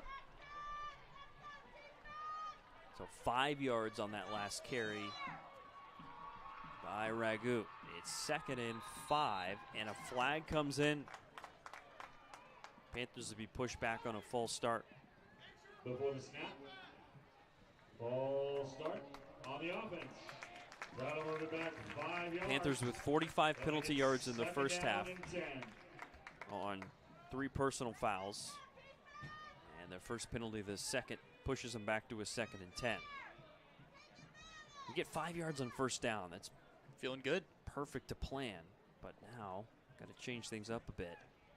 And I think this could be 4-down territory for South Medford. Yes, Thonstad's been really good today, but like we've talked about, you want to cap off this drive with a touchdown. You get 5 here on a run. 3rd and 5. Get 4 more. Especially with the line's blocking right now. Here's a quick throw to Ingram left side. Met near the line of scrimmage, and he will only have about 2 yards there. That does not work, as well as a 4 to 5 yard run on the ground. A yard, 2, maybe. Looks like they're going to call it about a yard. Now 3rd and long. So now it's 3rd and roughly 9 here. From this spot, it'd be a 33-yard field goal, the longest of the day from Thonstad. Certainly has the leg, but he did miss an extra point earlier. Ingram in motion. Brown rolling right. Throwing. It's complete to Ingram. Down to the 5. That's a first down for the Panthers. Beautifully executed there. Ingram just waits and waits and waits for the ball. Continues to run his little dig route over the middle and is able to get in there to make the first down catch. 11 yards. McConnell Brown, the junior, rolling out. And like you said, the patience from the receiver, too, to continue to run his route. Ingram, a returning starter from last year. He also had the 21-yard run earlier this drive. Big-time drive from Ajani Ingram. Panthers in the eye. They hand it off to Ragu, trying to find a lane, cutting it outside. Ragu dives, and he's short.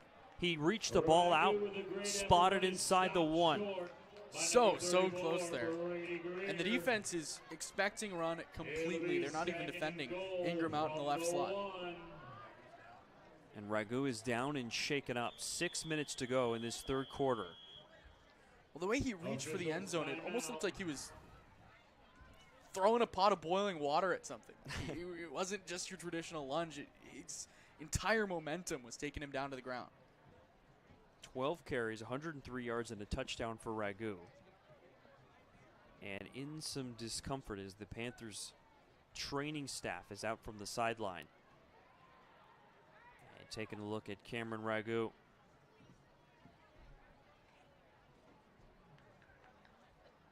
Gotta hope he is okay. Let's go to a quick break as he's down on the field here in Salem. 14-12 Saxons lead the Panthers.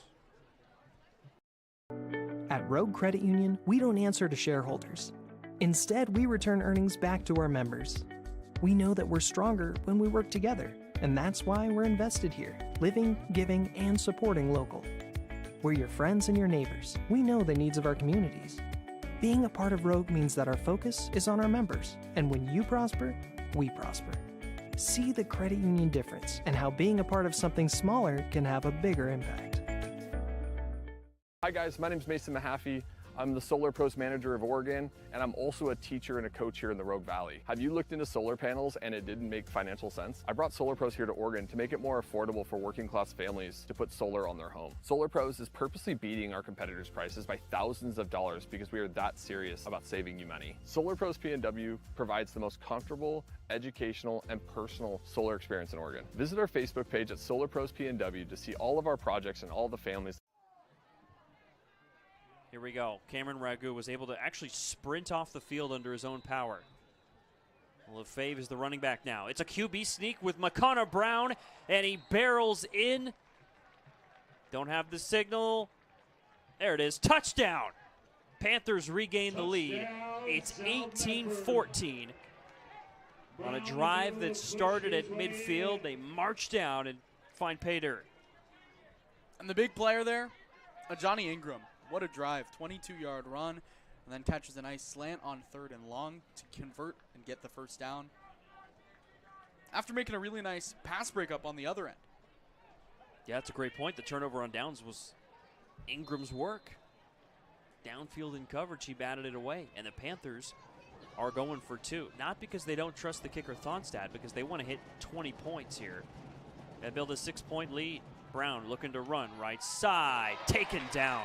Tough tackle. That's Scherer keeping up with a Levi brace to get the stop. Panthers don't get the 2, but they take the lead. It's 18-14 in Salem here from Table Rock Sports.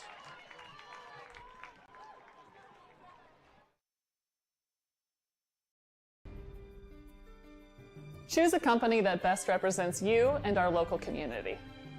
Choose a company that focuses on relationships rather than transactions. Choose a company that empowers their employees and provides growth opportunities from within.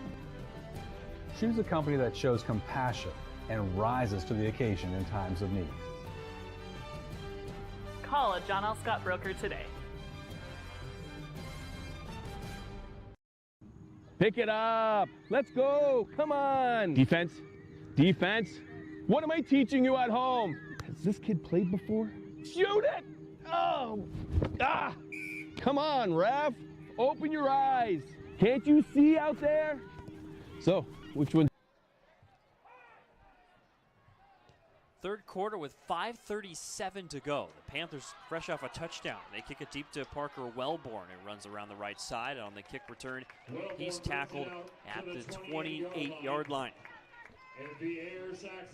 Chris Clayton and Austin Oda here with you. Mike Strickland, our camera operator. Table Rock Sports thanks to our great sponsors, including the John L. Scott Real Estate Scoreboard and our longtime friends from Sherm's Thunderbird and Food for Less in Southern Oregon.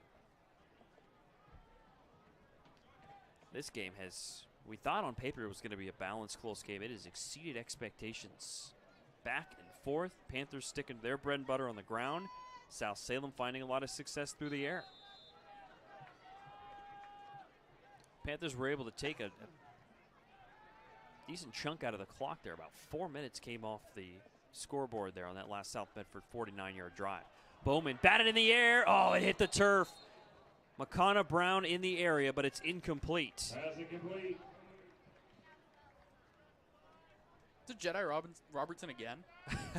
I think it might have been. It might have been. He has been a force early on this season. I think it was him and Grady McQuillan, both of them getting a hand in.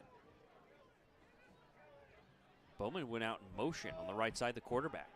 That's Scherer in the backfield. Flag coming in. That's what can happen if you... Oh, it's against the Panthers. Never mind. That paid off really well for South Salem. Panthers jumped. Encroachment on South Medford. They'll take it. Works like a 5-yard pickup on first. So they go to 2nd and 5 with trips on the near side.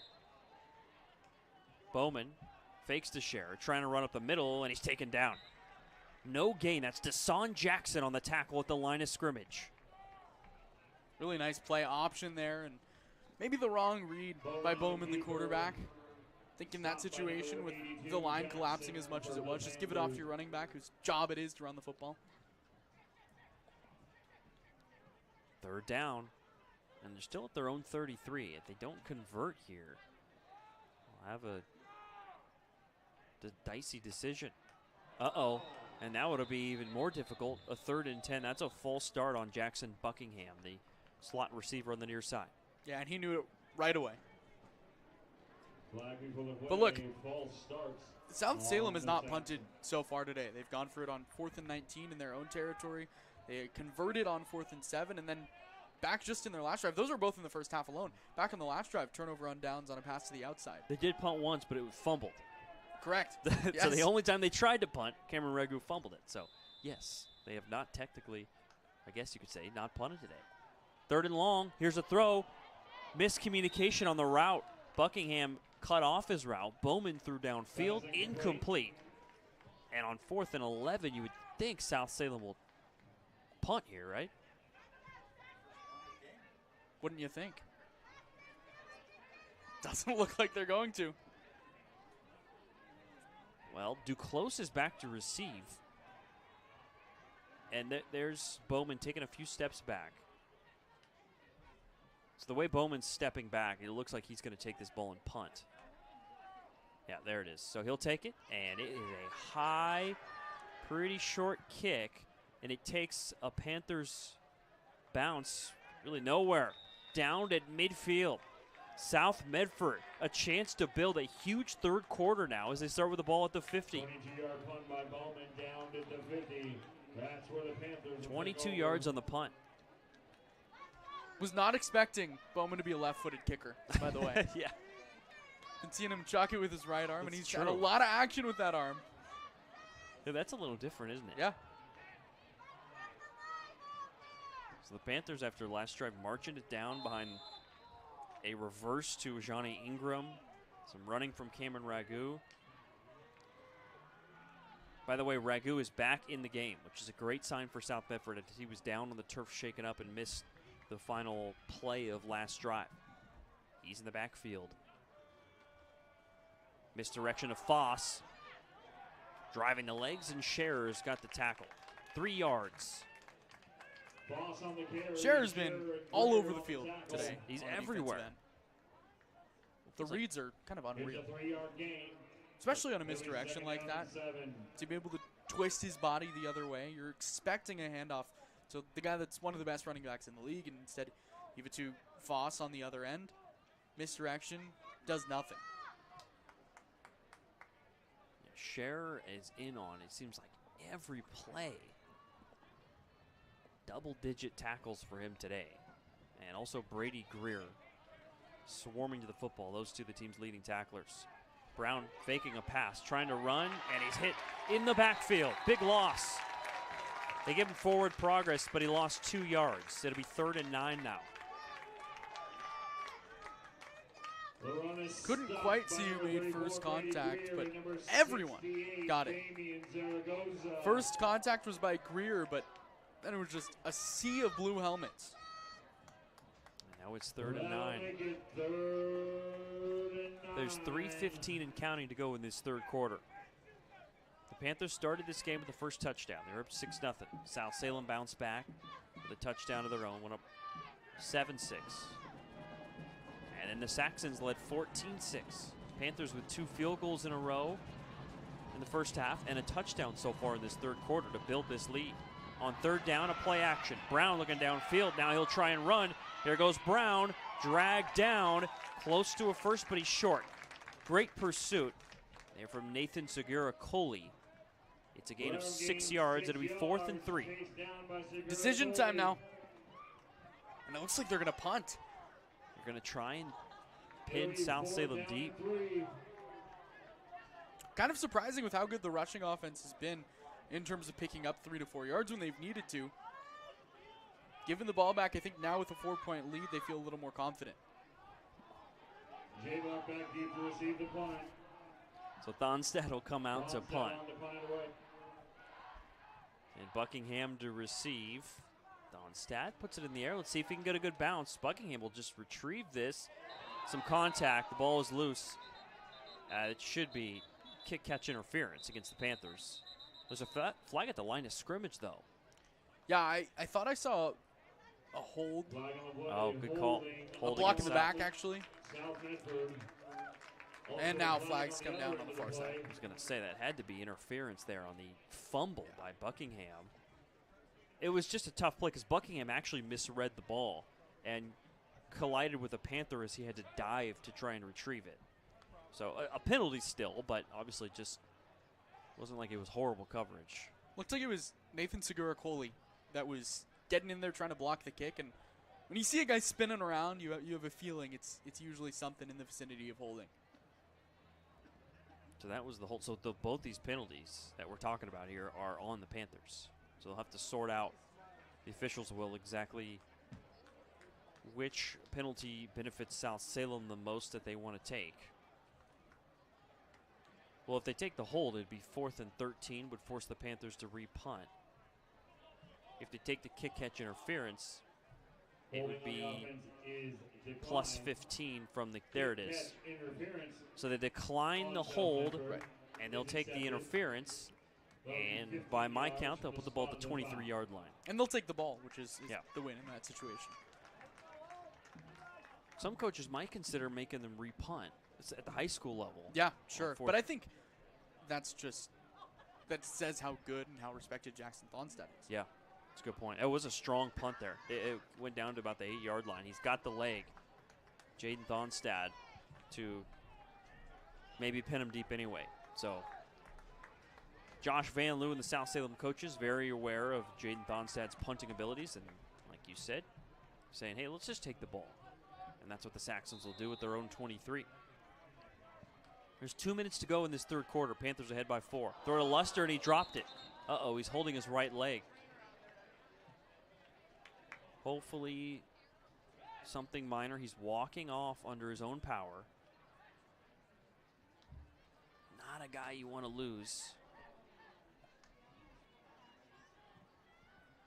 Yeah, to be 2nd and 10. The dynamic playmaker who in this game has 8 rushing yards and 50 receiving yards on 4 catches. On 2nd down, throw it right, complete. Near the sticks, it's pulled in by Josh Feek. Pass complete from Bowman to Feek. Pickup of 8 or 9 there on 2nd and long. Really nice ball to the outside. Just a quick pass, gets the bullet out. Heavy 3rd and 1. So they give him 9 there. It's 3rd and 1. Here's the handoff right side. This is Scherer. He's got the first down and a bit more up to the 41-yard line. That's 9 yards roughly for Scherer. About 7 yards. And South Salem's on the move. Saxon, first down. And the clock down to 1:22 to go. Quick throw on the near side to Scherer, and he's thrown down by Ragu. A gain of 2 yards, nothing more. Yeah, really nice job to read that from the South Medford defense. And now it's like Scherer's on the ground and he's limping off. So maybe your 2 most dynamic playmakers. Right. Span of 4 plays. 2nd and 8, but you had Luster and Scherer now both off the field for now. 5 wide for South Salem. On a 2nd and 8. Looking right. He's hit as he throws, and it's complete to the outside man. It's in the grasp of Josh Feek for a gain of 6 yards there. Actually, 7 yards. It'll be a 7-yard gain. That'll make it 3rd down and 1. Not the guy he intended it for. Doesn't matter. Great awareness from Feek. And he was hit. Bowman was as he threw that. Now he runs up the middle, and he's got the yard that he needed for a first down on 3rd and 1. They're going to give it to him. That'll be another Saxon first down. So with 37 seconds to go and counting in the third quarter, and a game the Panthers lead by 4, the Saxons have crossed midfield, setting up for a dramatic finish here in Salem. This South Central Conference battle. 2 of the best teams in the conference. Looking like they're going to play down to the wire here early on in the high school football season. Bowman trying to throw. Deep downfield. Oh, blown up! And a flag comes in. Ragu laying the lumber to Buckingham. Flag on the play. And it's incomplete. Hopefully Buckingham is okay.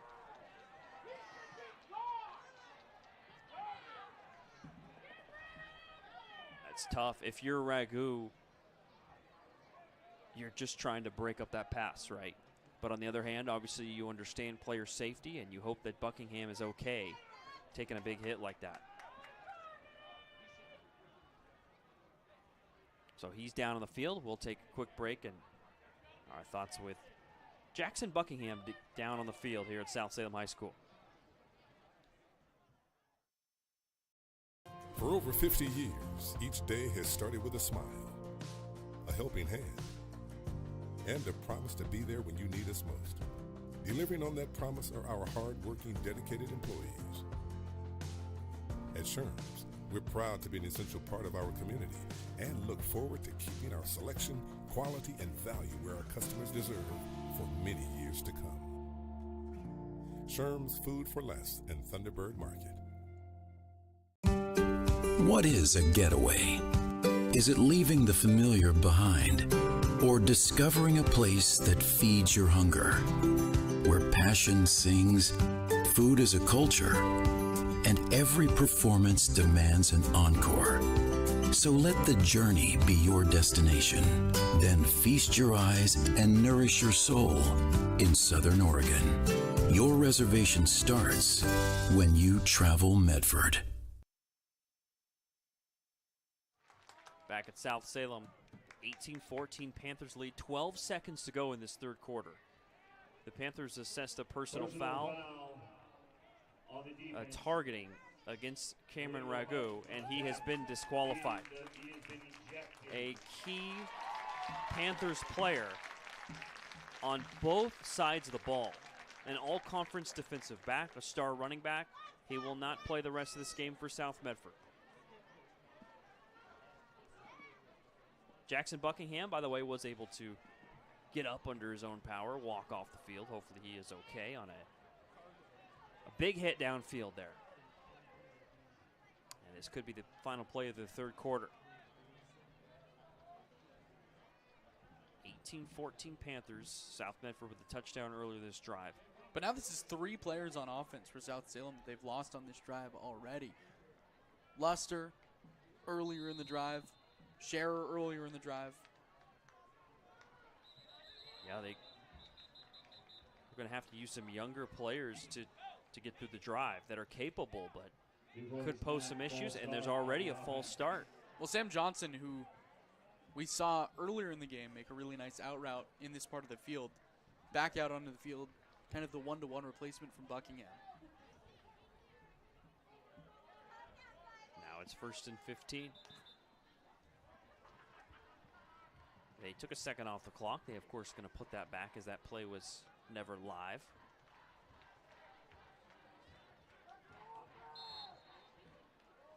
Trips to the right. Greer in motion. Bowman throws middle. Incomplete. There was a bit of a collision there over the middle, but no flag comes in. And there's 9 seconds.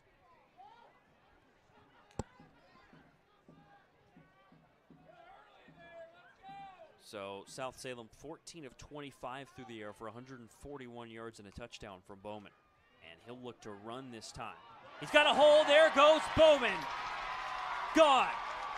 Touchdown, South Salem, 39 yards, and the Saxons are back in front.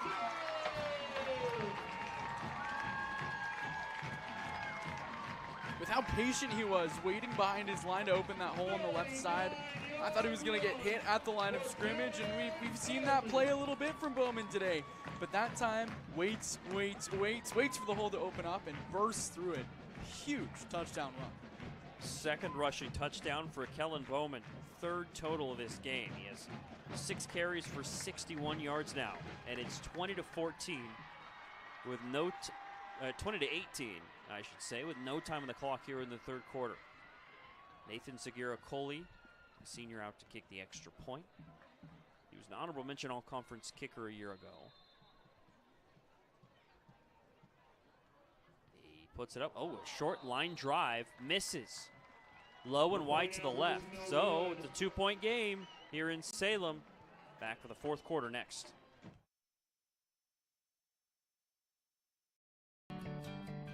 It takes meticulous planning,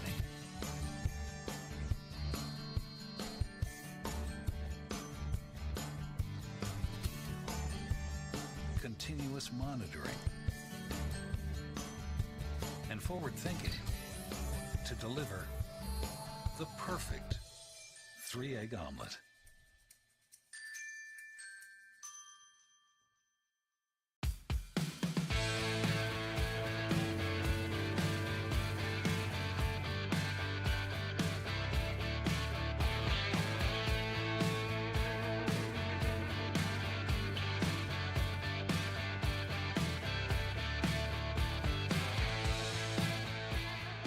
Come enjoy the patio weather and a brand new menu at Tap Rock Northwest Grove, where friends and family gather and memories are made. Come visit us today or visit our website.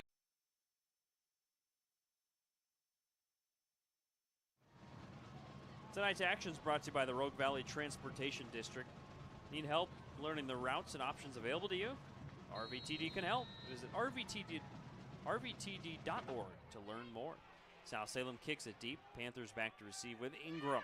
Panthers down 2. Ingram with some room. Ingram slipping through, and he's up across the 40. Nice return by Johnny Ingram to the 42-yard line. He's been their playmaker in the second half, and now with Cameron Ragu out, you're going to expect to have the ball in his hands a lot more. Ragu ejected on a close call and a targeting call downfield. Last drive. Obviously still have the all-conference status running back with Bridger Foss. And you've got Kellen Lefebvre, who they've been able to lean on, the junior as well. He is the lone back behind Foss, the fullback, from under center. They fake it. Brown trying to throw downfield. He guns into coverage. Intercepted. That's Parker Wellborn. And a flag. That'll be a face mask on the tackle. A momentum boost for South Salem. Perfectly read back there. Wellborn playing the free safety position. Gets over into coverage. Saw the eyes of the quarterback, Brown, the whole time. One of the first deep shots he's attempted in a while. Gets over there, makes the play. Huge for South Salem. Wellborn, the senior, read it. He got himself into position by reading the quarterback, and for him, a wide receiver made an easy catch. And the face mask on the tackle for Michael Duclos will push South Salem even more downfield, deeper into Panthers territory. 85 penalty yards against South Medford here in this game. And Bill Singler said last week, too many penalties. Yep. Shot the team in the foot. It's happening again so far. That's exactly what he said about their win over North Salem. He said, we got to clean up those penalties, and the Panthers have not been able to do that in this game. Still in position to maybe win it, but it's making it tough as the Saxons are in the Panthers' 36-yard line. Looking right, little screen, nice catch, but he's taken down immediately. Foss on the tackle of Scherer for a loss of 5 yards. And really, on that play, I think we're just happy to see Scherer back out on the field after he was injured, had to leave the field earlier. South Salem starting to get their footing back a little bit. Go back to a 2nd and 15. And they give it to Scherer. He's got a lane. Scherer slipping through, down to the 27. Nice run, close to a first down. No Scherer on the carry.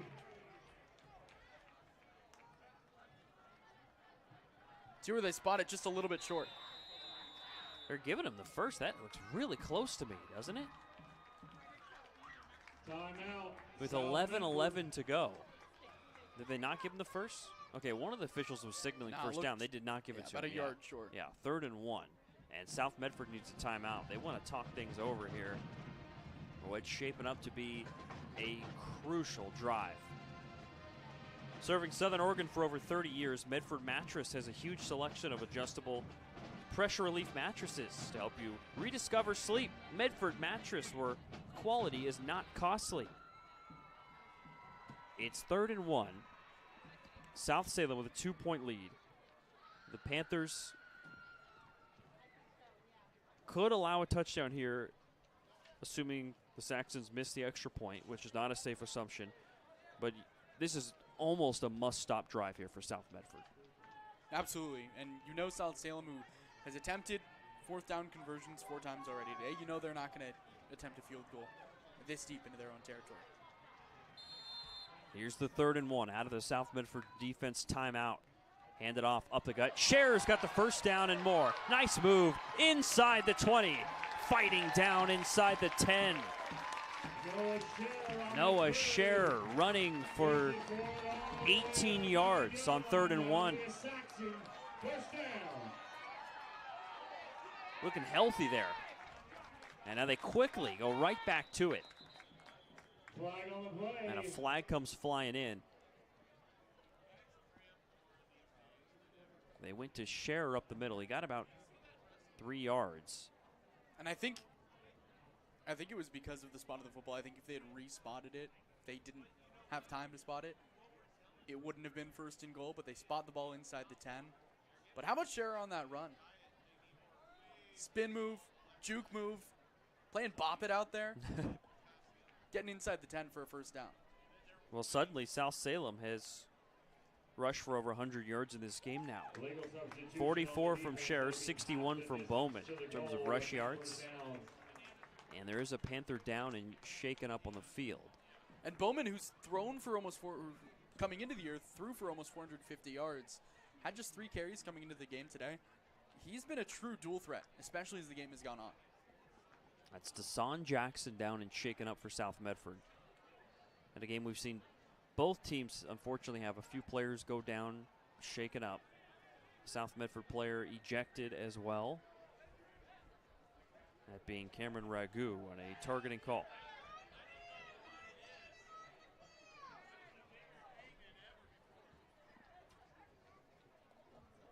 There's 10:58 to go, a 20-18 game. South Salem's bringing in a new quarterback as well. Ben Hennon is entering the field.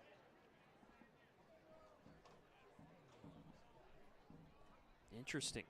Bowman obviously playing a terrific game. Maybe this is for some kind of specific look offensively because, I mean, Bowman's 15 of 26 for 136 yards and 3 total touchdowns.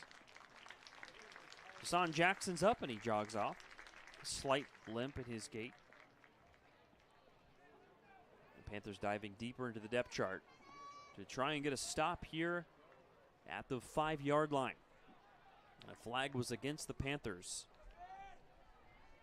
So it's first and goal. 10:58 left. And here's Hennon, high snap. The ball is loose and the Panthers have it. A disaster for South Salem. South Medford's got the football on the botch snap and exchange. New quarterback in, but there was nothing he could do about that one. Snap way over his head. He did a good job just to get a fingertip on it.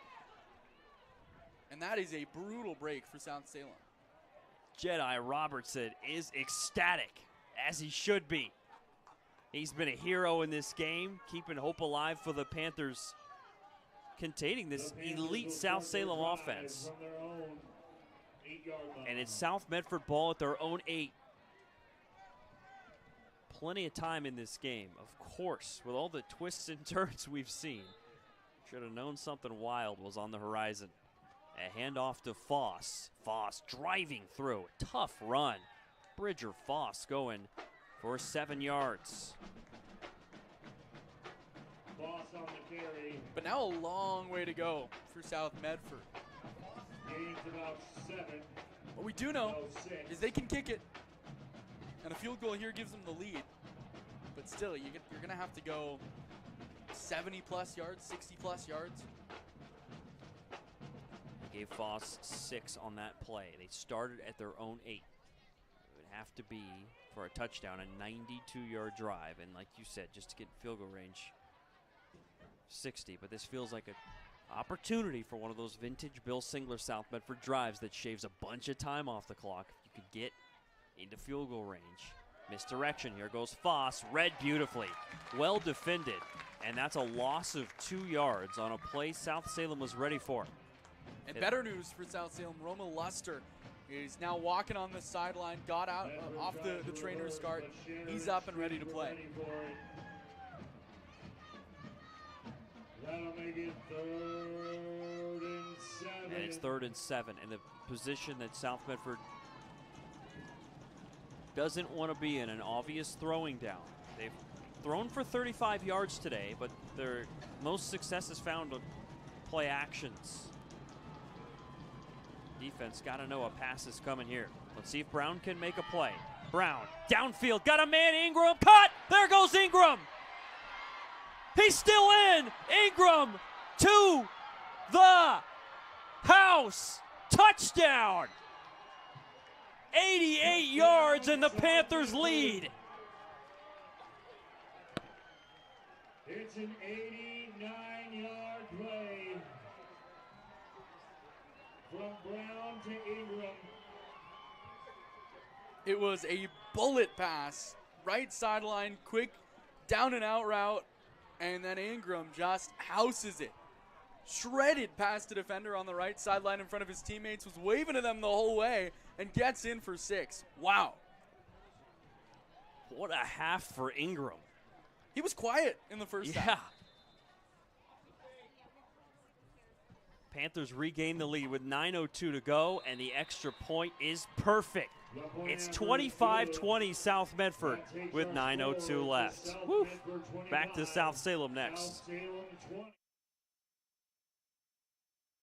Discover the Crater Advantage at Crater Car Wash today.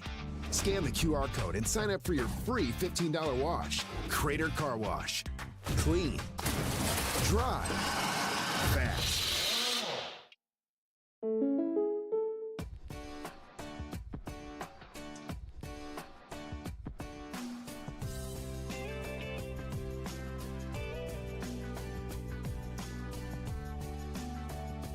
Combining your home and auto insurance could save you time and money. And who doesn't like that? When you want surprisingly great rates on auto, home, and life, call State Farm agent Rory Wold in Medford today. Like a good neighbor, State Farm is there. Discover the Crater Advantage at Crater Car Wash today. Scan the QR code and sign up for your free $15 wash. Crater Car Wash. Clean. Dry. Fast. 25-20. The Panthers regain the lead on an 88-yard touchdown strike. McConnell Brown to Ajana Ingram to give the Panthers the lead back on what has been a wild game. What a turn. South Salem had the ball inside the Panther 5-yard line. They fumble, and a few plays later, the Panthers get a massive touchdown to take the lead back. They go deep to Wellborn. He dropped it. Going back to track it down. And he is wrapped up inside the 10, swarmed at the 7-yard line. All momentum South Medford's way right now, but Romeo Luster, near sideline, he's got that look. He's got that look. He knew he was off the field for too long, and he's ready to make a play. Well, let's see if he can. He has 4 catches for 51 yards. He's been a big play receiver this year for South Salem. Last drive went from,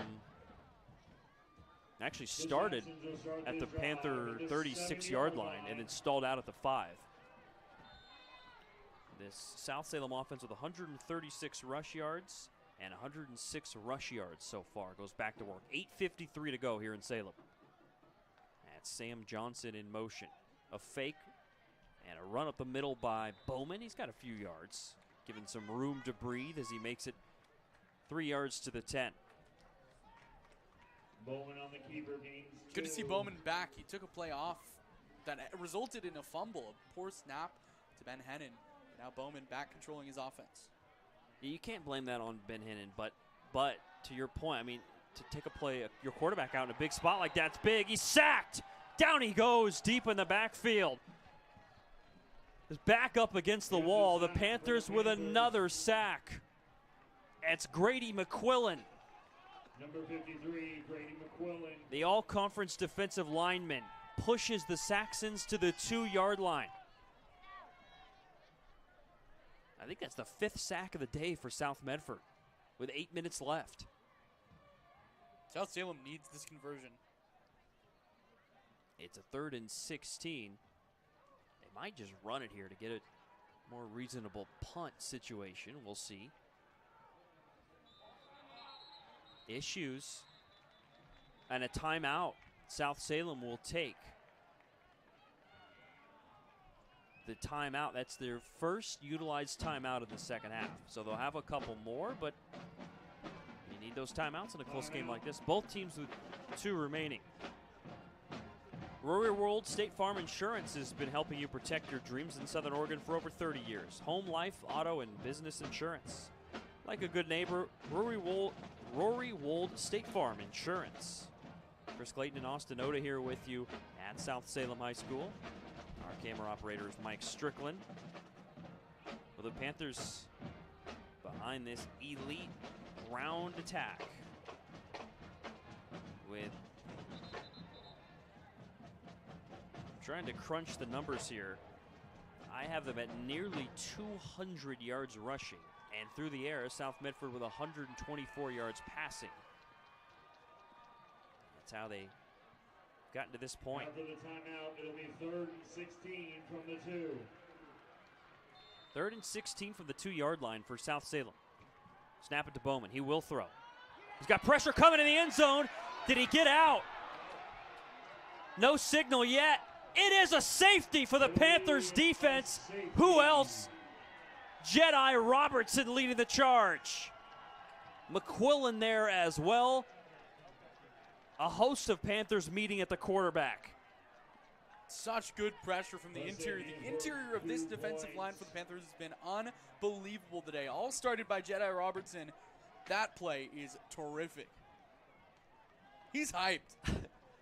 I think of all the excitement in this game, some of the most fun to watch has been the Jedi Robertson celebrations on the sideline. Infectious energy from the junior, who's a first-year starter. This is South Medford defense holding opponents to just 13 points per game this year. Now, one of those games, of course, against McNary was called at near halftime due to lightning, but I mean, that was a game the Panthers were dominating. It was 28-0, so they weren't going to give up a ton of points. Lake Oswego, of course, scoring 33 on South Medford, but that's a Laco team that put up some points late and is number 1 in the state right now. It's a great defense for the Panthers. They've shown out, especially in the big moments. And D-line especially.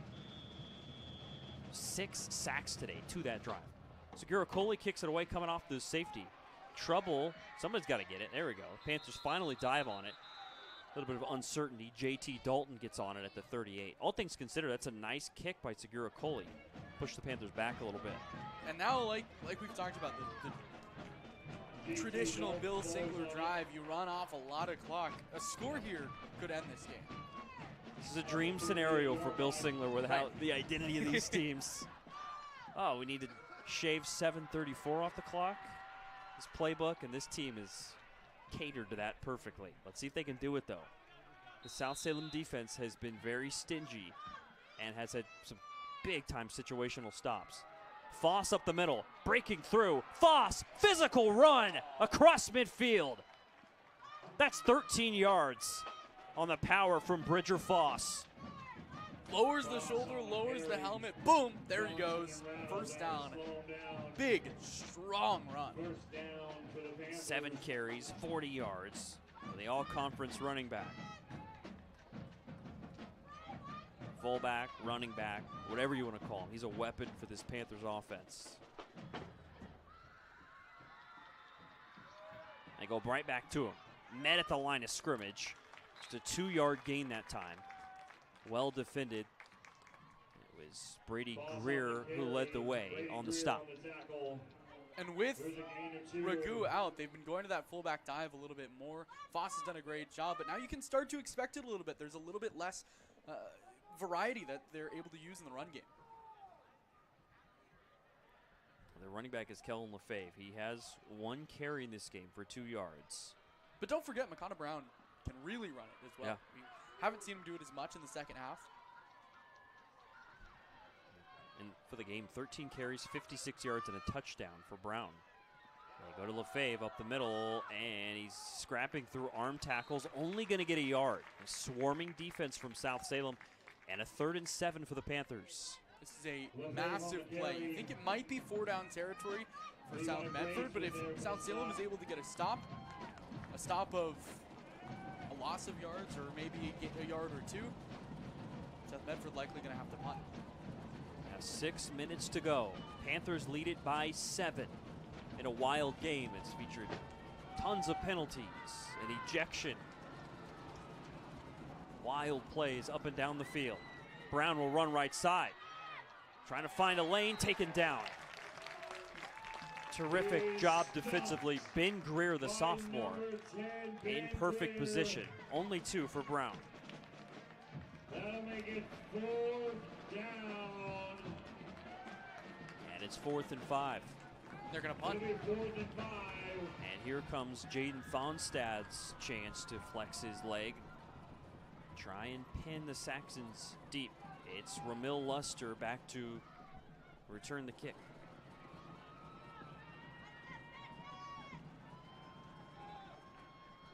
Thonstad launches. And the kick takes a bounce. It takes a Panthers hop and roll. Uh-oh, here goes Luster. He wants it. He's got Panthers all over him, and he is bottled up on a dangerous play at the 5-yard line. Play was blown dead. South thought they had a fumble, but rightfully so, the officials blew that play dead. Maybe trying to play a little hero ball there. Mention the look in his eyes. And it's one of those where you have the adrenaline running. You think you're going to be able to do anything with the football, but a swarm of tacklers get there. Now, biggest drive of the year so far for South Salem. You could feel where Luster was coming from. He was probably thinking, well, they're about to pin this at the 1. I'm going to take this ball. But a lot of times coaches will say, never do that again. That is dangerous. Great punt, though. Yeah. Again, by Thonstad. He's good. Just a junior, back as a starter, and he is terrific leg. A couple made field goals for him today, too. 4:54 to go, and a flag comes out before this play.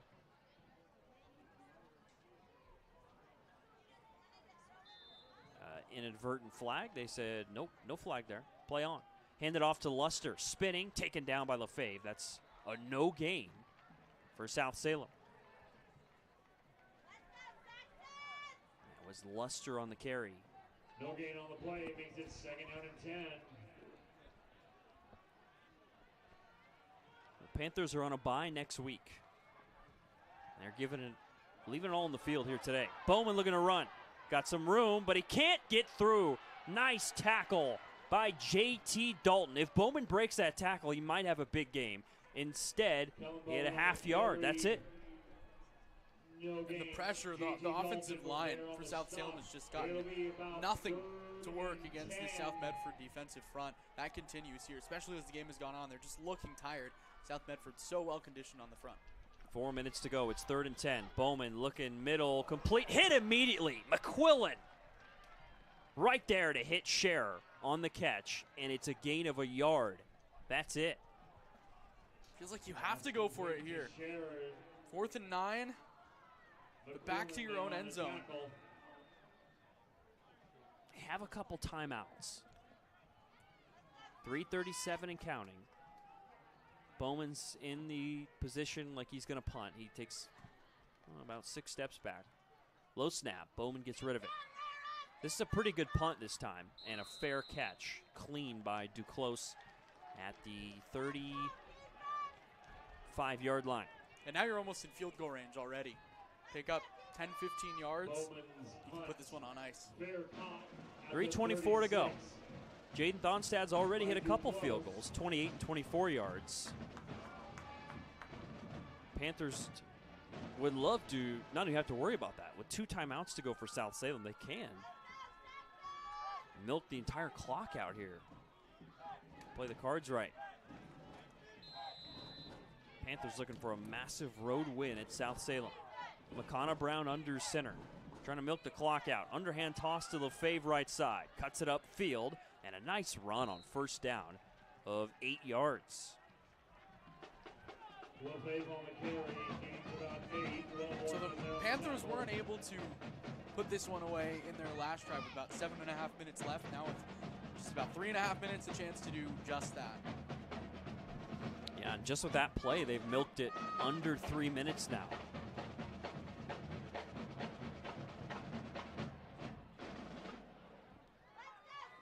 Panthers on a bye next week. South Salem will be playing Friday at Grants Pass in their next outing.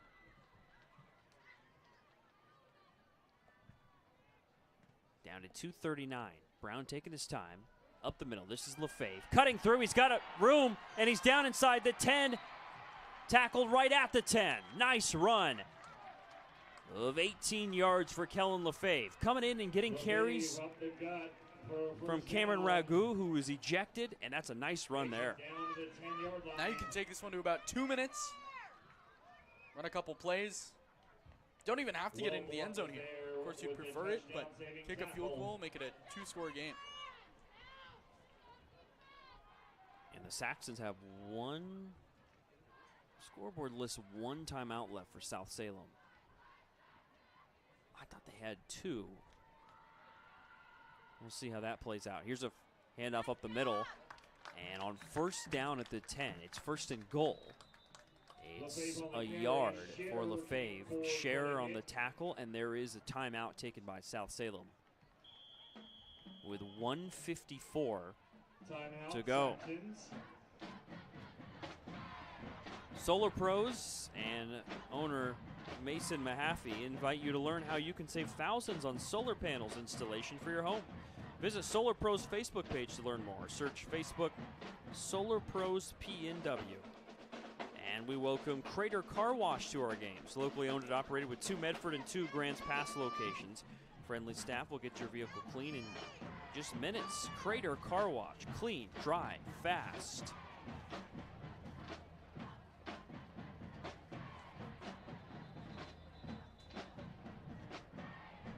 So the Panthers are getting near the end zone now. A touchdown would all but seal this game. They can officially seal this game. They can run the clock out, but with one timeout left for South Salem, I don't think they'll be able to. Be a few seconds left potentially for the Saxons. Running up the middle to Lefebvre.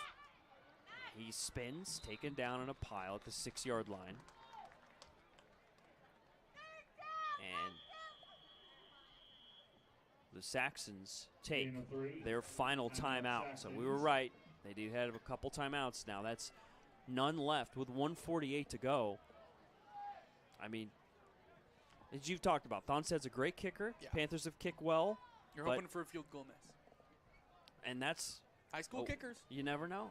At this level, you never know what can happen. So if you're a Saxons fan, the window of opportunities there that the Panthers can mishandle or miss this kick. South Medford did miss an extra point in this game. Yeah, it's not over till triple zeros. Now there's 1:48 to go.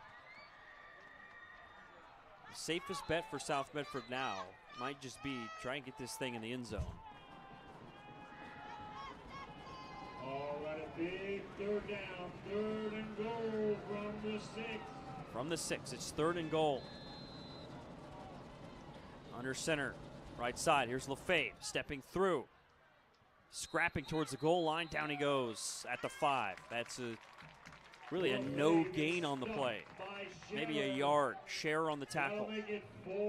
South Medford can bleed this clock under a minute, and they will trot out the field goal unit. South Medford will send on the field goal team. It's a 22-yarder. We've seen him kick from 24, 28. He's been perfect for both of them. But maybe a little more adrenaline now. Right. More pressure here. Down to 104 and counting. With a minute left, there's a flag down. And the Panthers take a delay of game. They want to make sure that clock is down as far as they could. It's at 59 seconds. And South Medford perfectly comfortable with those 5 yards with the leg that Thonstad has. Right, and that just tells you how much they trust him. He made a 24-yarder, a 28-yarder, and now he'll take one from 27 yards out with 59 seconds left to all but put this game away and put South Medford up 10. The kick. Plays blown dead. We got whistles before the snap on a kick that went through the uprights. Whistle before the play. I don't even see a flag down. This is a tough break if you're Thonstad. You just executed that kick, and now you got to think about it and do it again. I don't think Bill Singler's going to be happy about that. Oh, it's a penalty. Okay, so we didn't see the flag, but it's a penalty. He still won't be happy about that, but it was an actual flag. But now this field goal becomes a little bit more difficult. Yep. All of a sudden, it's 32 yards. They're talking to the press box saying, hey, please put 59 seconds. This will be the longest field goal of the game. Jaden Thonstad. It's also a different angle. Yep. He's kicking from the other side earlier.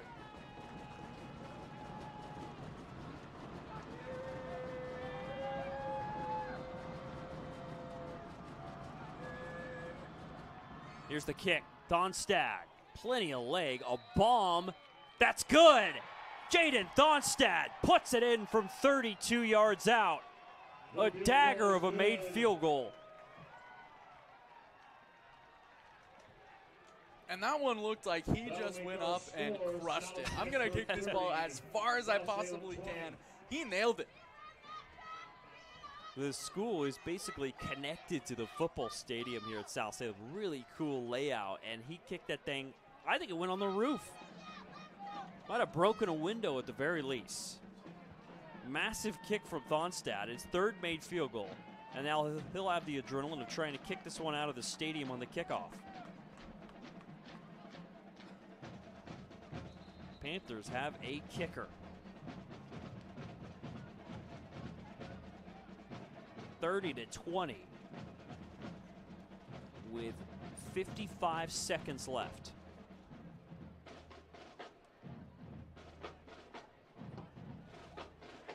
It was 14-9. Panthers trailed.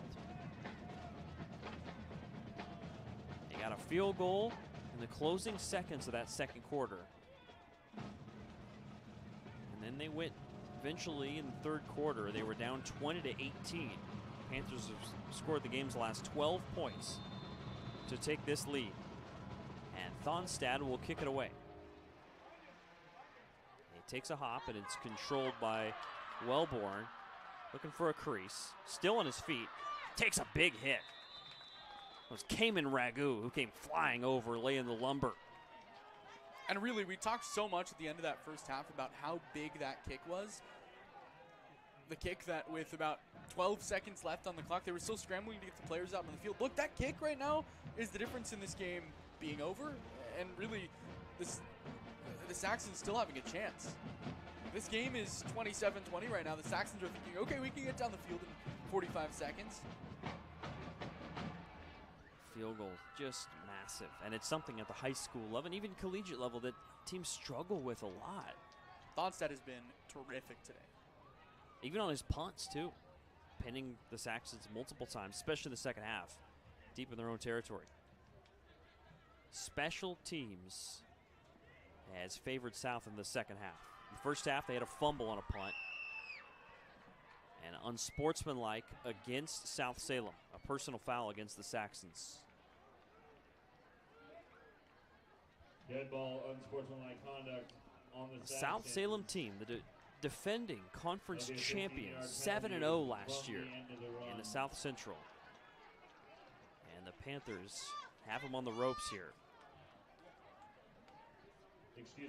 South Medford is 2-1 with only a loss in the opening week at number 1 Laco.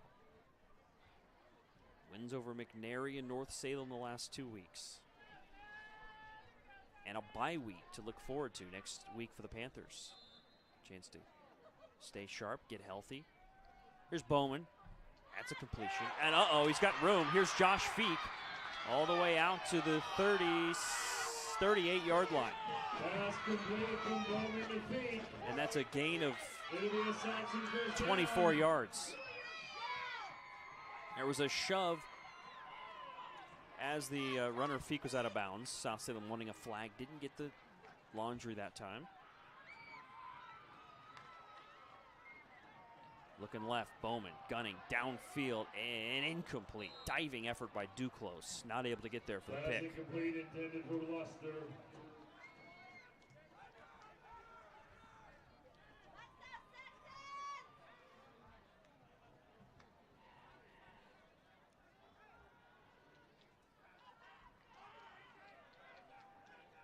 Down to 2nd and 10. 39 seconds to go. Quick throw to the sideline. That's complete to Feek, and he will move it up to the 46-yard line. That's an 8-yard pickup there to Feek.